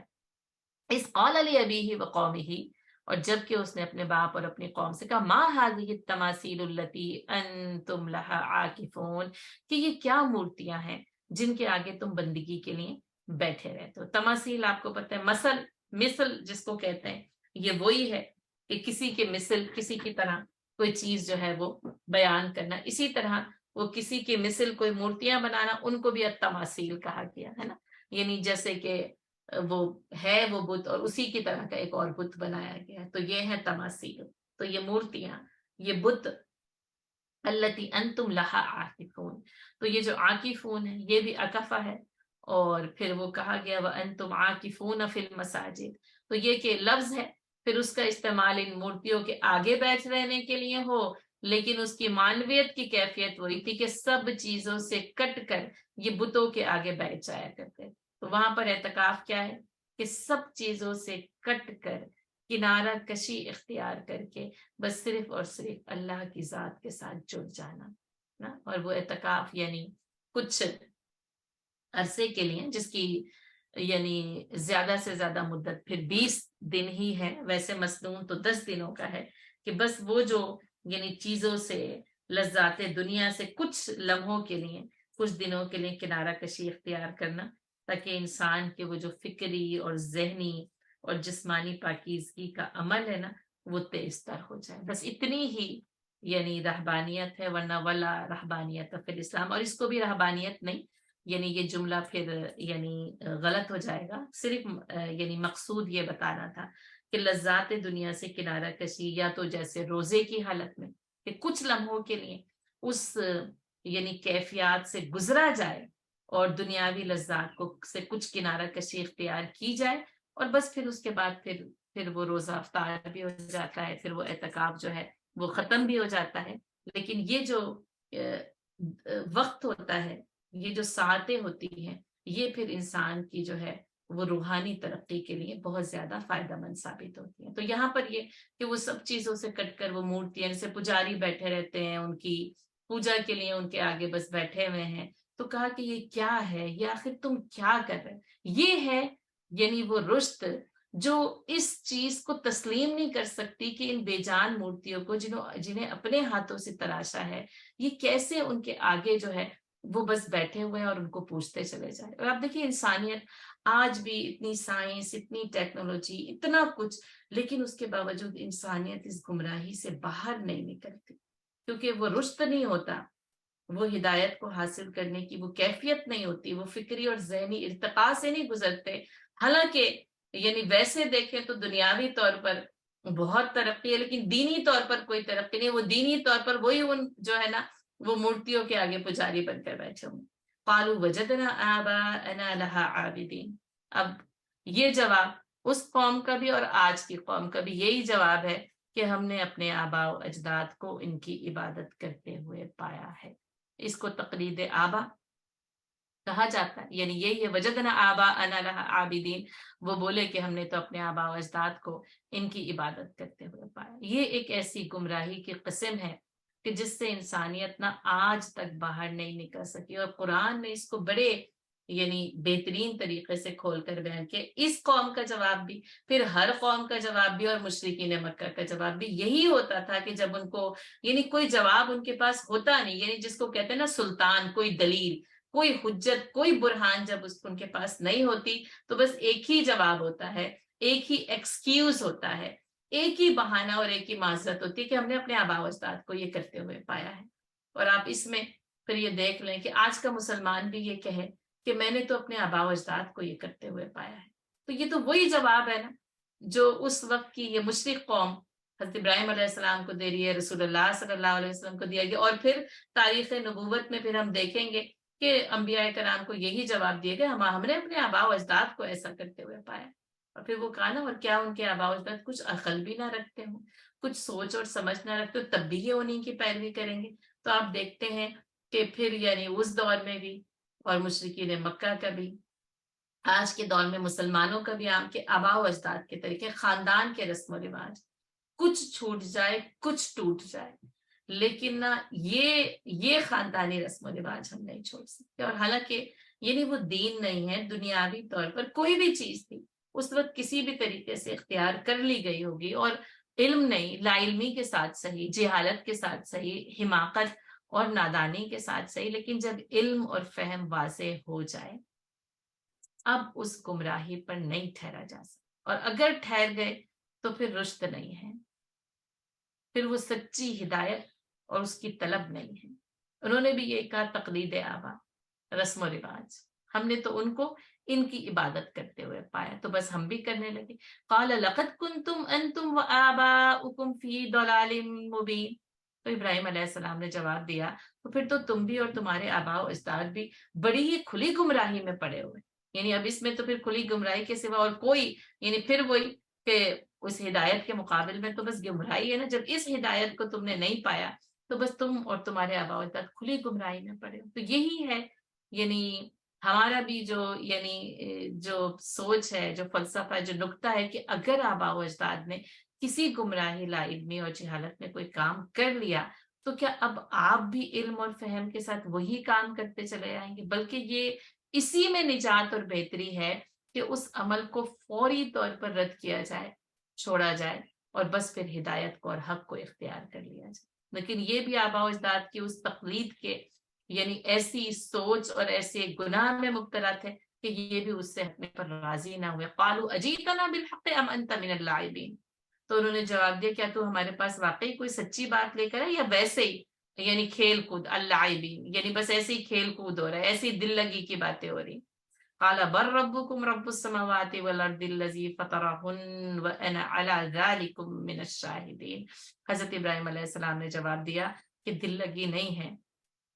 کوئی کھیل کود نہیں ہے، بلکہ میں لے کر آیا ہوں وہ رب، یعنی اس رب کا تعارف تمہارے پاس لے کر آیا ہوں، وہ رب جو آسمان اور زمین کا رب ہے نا، اور جس نے الذی فطرہن، جس نے انہیں پیدا کیا ہے، وَأَنَا عَلَى ذَلِكُم مِّنَ الشَّاهِدِينَ، اور میں اس بات پر گواہی دیتا ہوں۔ یعنی پھر وہی کہ وہ حق کی جو گواہی ہے، تو پیغمبر سب سے پہلے حق کا گواہ ہوتا ہے، اور یہی پیغمبروں کی خاصیت ہے، اور یاد رکھیے گا یہی پیغمبرانہ کردار ہے کہ حق کے گواہ بن کر کھڑے ہو جاؤ۔ اور امت وسط کو تو یعنی قائم ہی اسی لیے کیا گیا، وَكَذَلِكَ جَعَلْنَاكُمْ أُمَّةً وَسَطًا لِتَكُونُوا شُهَدَاءَ عَلَى النَّاسِ وَيَكُونَ الرَّسُولُ عَلَيْكُمْ شَهِيدًا، کہ تم لوگوں پر گواہ بنو، رسول تم پر گواہ بن جائے۔ اب دیکھیں وَأَنَا عَلَى ذَلِكُمْ مِنَ الشَّاهِدِينَ، یعنی اول جو شاہد ہے، اول جگہ، اور اِنَّا أَرْسَلْنَاكَ شَاهِدًا وَمُبَشِّرًا وَنَذِيرًا، اور اے نبی ہم نے آپ کو بھیجا ہے شاہد، مبشر اور نذیر بنا کر۔ تو نا انبیاء کرام کو شاہد بنا کر بھیجا جاتا ہے، گواہ بنا کر بھیجا جاتا ہے، اور یہ حق کی گواہی ہوتی ہے، یعنی جس کو شہادت حق کہا جاتا ہے، یہ حق کی سچی گواہی ہوتی ہے جو انبیاء کرام، اب آپ دیکھیں تنے تنہا اکیلے ہیں، کوئی کاروان، کوئی قافلہ، اور پھر ابراہیم علیہ السلام کی خاصیت بھی یہی ہے نا کہ بس وہ انا تھے نا، بس تنے تنہا تھے، اور اسی پہ جم گئے، اور اسی پر جو ہے نا وہ کھڑے ہو گئے۔ ایک تو یہ کہ یعنی پھر وہ یہ کہ گئے دن کے تنہا تھا میں انجمن میں، کبھی انسان تنہا ہوتا ہے پھر اس کے ساتھ ایک قافلہ ہوتا ہے، لیکن حضرت ابراہیم علیہ السلام نے تو تنے تنہا ہی اعلان کیا، اور پھر اس کے بعد جو اس حق کی راہ میں وہ ستائے گئے، کہا اس رب کی جو آسمان اور زمین کا رب ہے اور اس نے ہی انہیں پیدا کیا ہے، میں اس بات کی شہادت دیتا ہوں کہ وہ ہے تمہارا رب۔ اب آپ دیکھیں یعنی پھر وہی کہ رب اور رب کا تعارف، یعنی سب سے پہلے نا بسم ربک الذی خلق،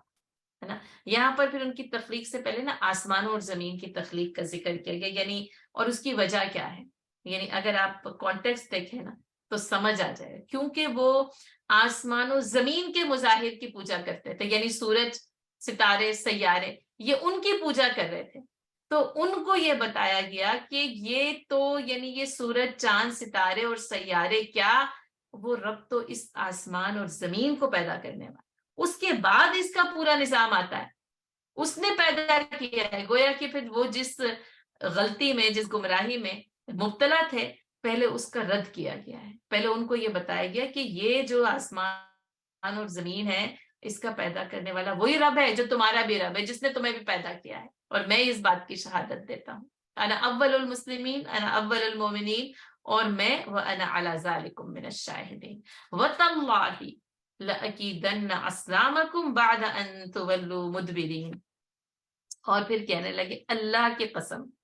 میں تمہارے چلے جانے کے بعد تمہارے بتوں سے ضرور دو دو ہاتھ کروں گا۔ اب یہ ہے وہ ایک یعنی وہ قصہ کہ جو اس بات کے ساتھ جو ہے وہ آتا ہے، اور یہ کہ ظاہر ہے پھر وہ تو ان کا تو جواب یہی تھا کہ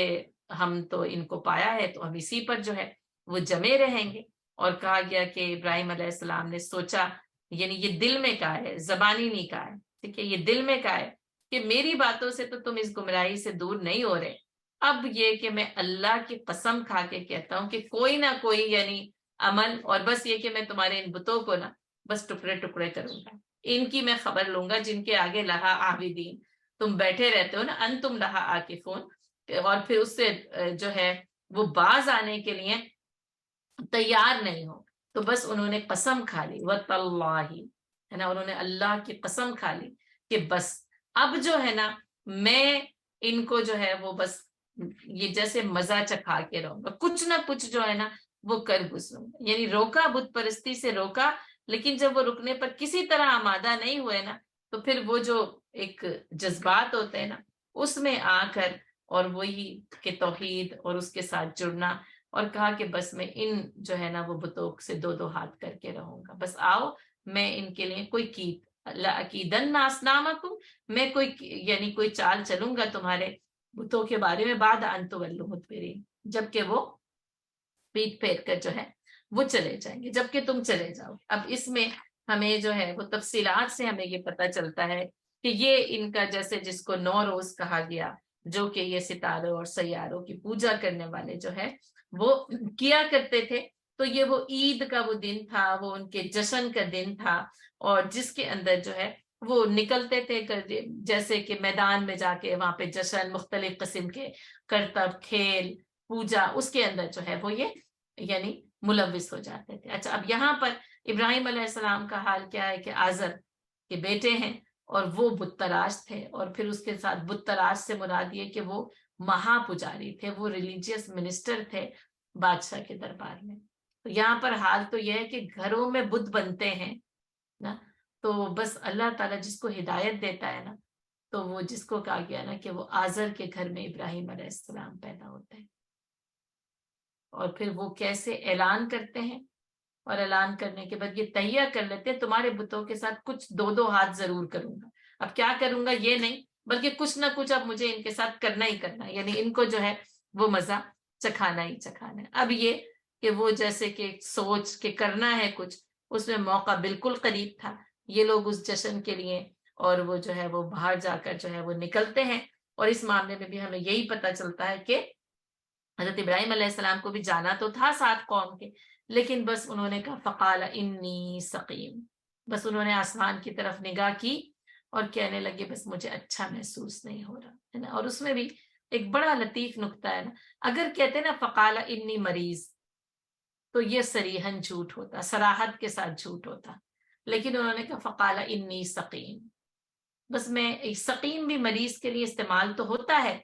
لیکن نہ اس طرح نہیں کہ جو مرض کے اندر مبتلا. ایسا ہوتا ہے نا کہ ابھی طبیعت اچھی نہیں لگ رہی، گری گری سست ہے، اس کے لیے بھی سقیم کا لفظ استعمال ہو سکتا ہے. ابھی میرا دل نہیں چاہ رہا جانے کو، اس کے لیے بھی سقیم کا لفظ استعمال ہو سکتا ہے. یعنی یہ کہ بس ابھی بس بالکل وہ والی کیفیت نہیں ہے کہ جو ہونی چاہیے، تو ان تمام کیفیات کے لیے سقیم کا لفظ استعمال ہو سکتا ہے. اور ابراہیم علیہ السلام نے دانستہ طور پر سقیم کا لفظ استعمال کیا کہ بس کہا کہ بس جانے کو جینے، کیونکہ جانا نہیں چاہتے تھے. یعنی سچی بات انہوں نے تو اپنی طرف سے بالکل سچی بات کہی. اب بات یہ ہوتی ہے کہ کچھ باتیں ایسی ہوتی ہیں کہ جو آپ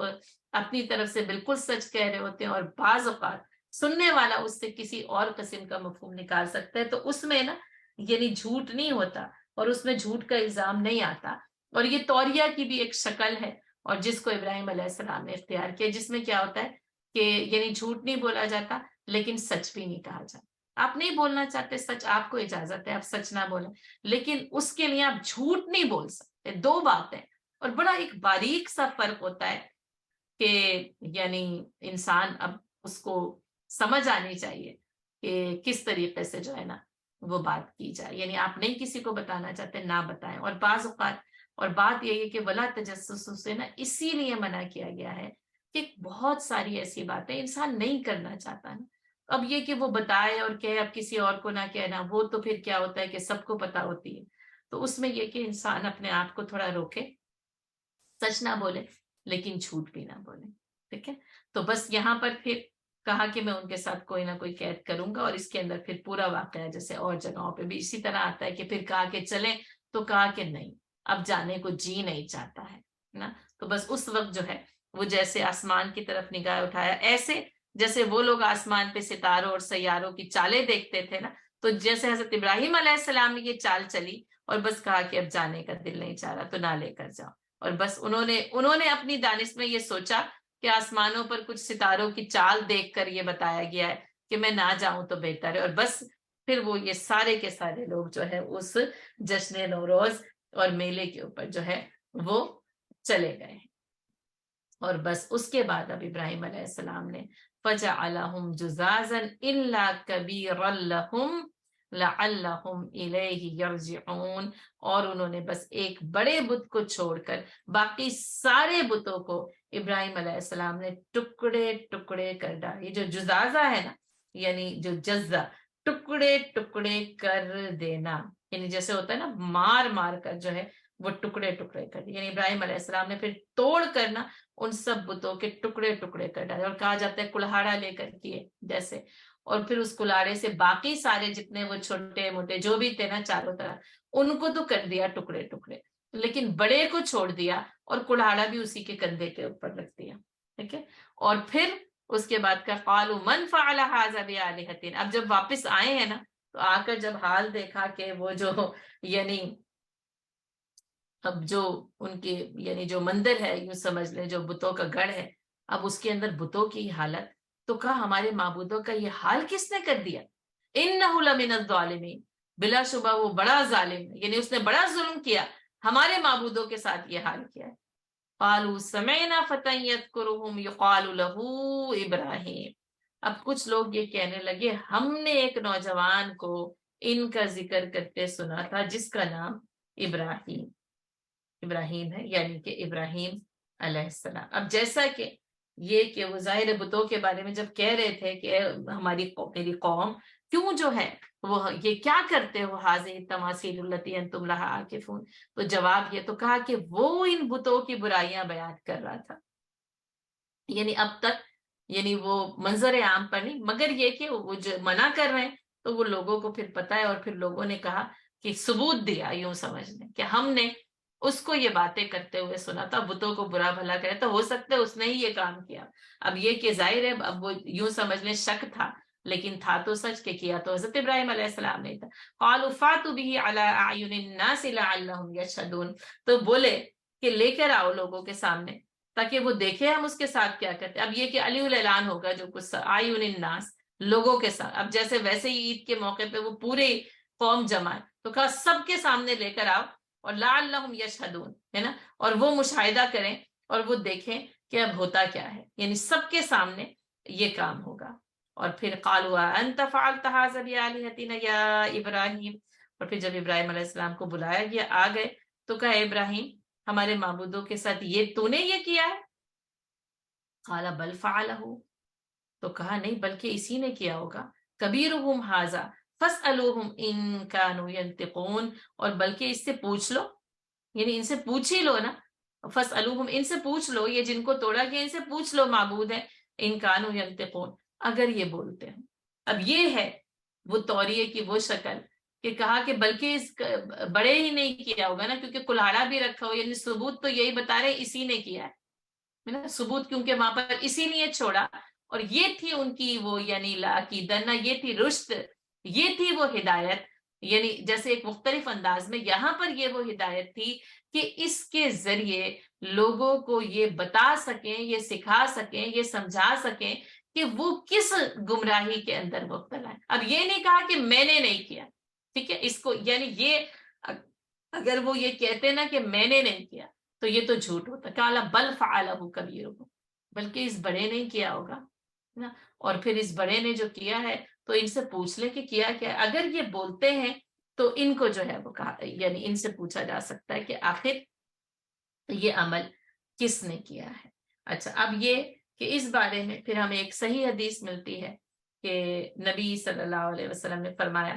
کہ جیسے ابراہیم علیہ السلام نے یعنی 3 جگہوں پر جو ہے وہ اس طرح کے کلمات بولے ہیں، اور وہ یہ ہے کہ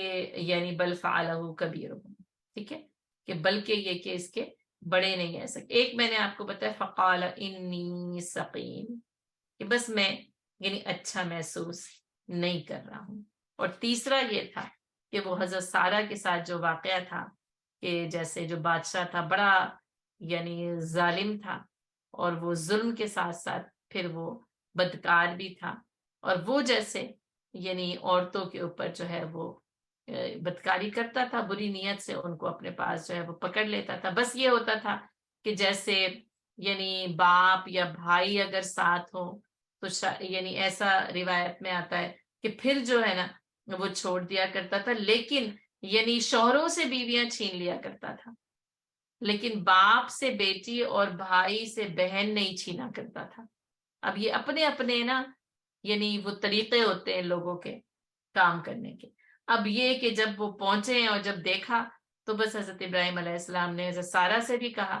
کہ بس میں نے یہی کہنا ہے، اور اس لیے کہ یعنی دینی جو رشتہ ہے نا اخوت کا، انما المؤمنون اخوہ، تو کہا کہ یہ کون ہے؟ کہا کہ یہ میری بہن ہے، یعنی کہ انما المؤمنون اخوہ کے حوالے سے۔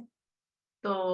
یعنی اخوت کا جو آپس کے اندر ایک تعلق ہے، اور بس اس نے جو ہے نا وہ یعنی چھوڑ دیا۔ اچھا، یہ بات جیسے اسرائیلی روایات میں اور یعنی جیوش بھی جو ہے وہ اس واقعے کو اسی طریقے سے جو ہے وہ تسلیم کرتے ہیں، ٹھیک ہے۔ لیکن یعنی ان دونوں نے یہ کہا، لیکن اس کے ساتھ ساتھ جو ہے نا یہ کہا جاتا ہے کہ وہ ظالم بادشاہ پھر بھی نہیں مانا، اور پھر اس نے حضرت سارہ پر دست درازی کی کوشش کی، لیکن اللہ تعالیٰ نے اس کے ہاتھ اور پاؤں روک دیے، یعنی وہ پھر ہل نہیں رہے تھے، جیسے وہ محتاجی جیسے فالج کا اٹیک ہو جائے۔ اور پھر اس کے بعد اس نے پھر کوشش کی تو پھر اس کی آنکھیں نہیں دیکھ رہی تھی کچھ بھی، یعنی آنکھوں کے اوپر پھر وہ جیسے آنکھیں اندھی ہو جائیں۔ کہا ایک اور مرتبہ کیا تو اسی طرح پھر اس کو روک دیا گیا، تو اس کو پھر یہ بات پتہ چل گئی کہ یہ اللہ کی طرف سے یعنی قدرت کی طرف سے یہ حفاظت ہے، اور پھر اس میں یعنی پھر اس نے جو ہے وہ ان کو چھوڑ دیا۔ اور پھر آگے روایت میں یہ بھی آتا ہے کہ پھر حضرت حاجرہ کو اسی نے جو ہے وہ یعنی جیسے وہ ان کی جو ہے وہ قوم میں سے تھیں، تو انہوں نے پھر ان کو حضرت سارہ کے لیے جو ہے وہ ساتھ کر دیا تھا، یعنی جیسے قدرت کے جب یہ مناظر دیکھے تو سمجھے کہ کچھ ہدایت کی بات اس کی سمجھ میں آئی، اور پھر اس نے جو ہے وہ ان کی تکریم کی اور ان کو روانہ کر دیا۔ تو یعنی کہ یہ تینوں جو ہیں وہ حقیقتاً کذب نہیں ہے، جھوٹ نہیں ہے، کیونکہ یہ کہ حضرت ابراہیم علیہ السلام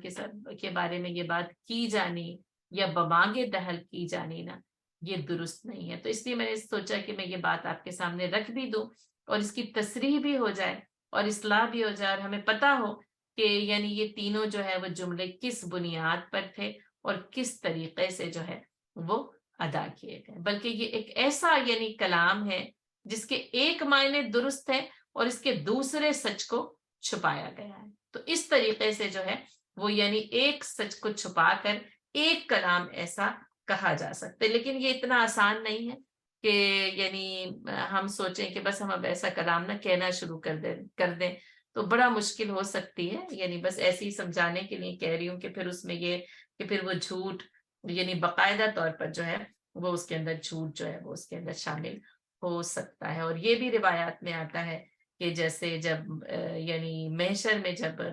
لوگ جمع ہوں گے اور حضرت ابراہیم علیہ السلام کے پاس شفاعت کے لیے جائیں گے، تو شاید حضرت ابراہیم علیہ السلام یہی جو تینوں جملے ہیں نا تو کہیں گے کہ میں اللہ سے ان تینوں جملوں کی وجہ سے بات نہیں کر سکتا۔ کیوں؟ کیونکہ شان ابراہیمی بہت مختلف ہے۔ اب وہ مختلف حالات کے تحت وہ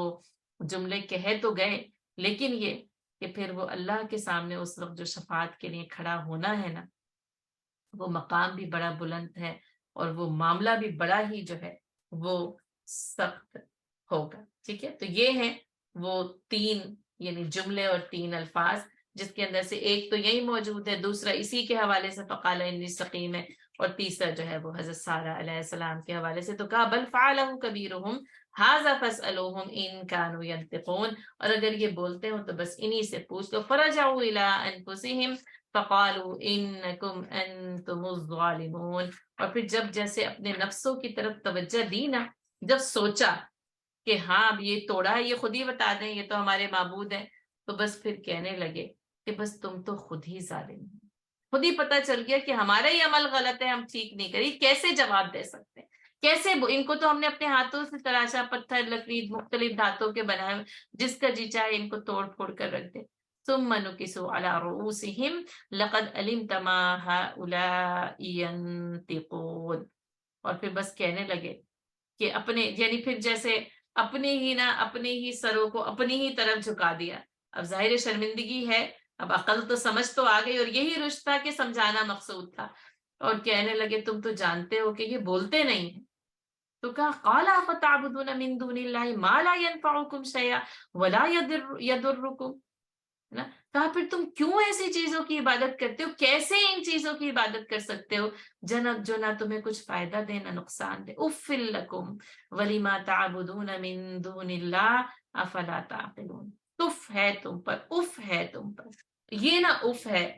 جو سورہ بنی اسرائیل میں پڑھ کے نا ولا تقل لہما اف، یہ ہے اف. اب آپ دیکھ لیں کہ اف کی شدت آپ دیکھ لیں کس وقت کیا جا رہا ہے نا؟ کہ جب کہ وہ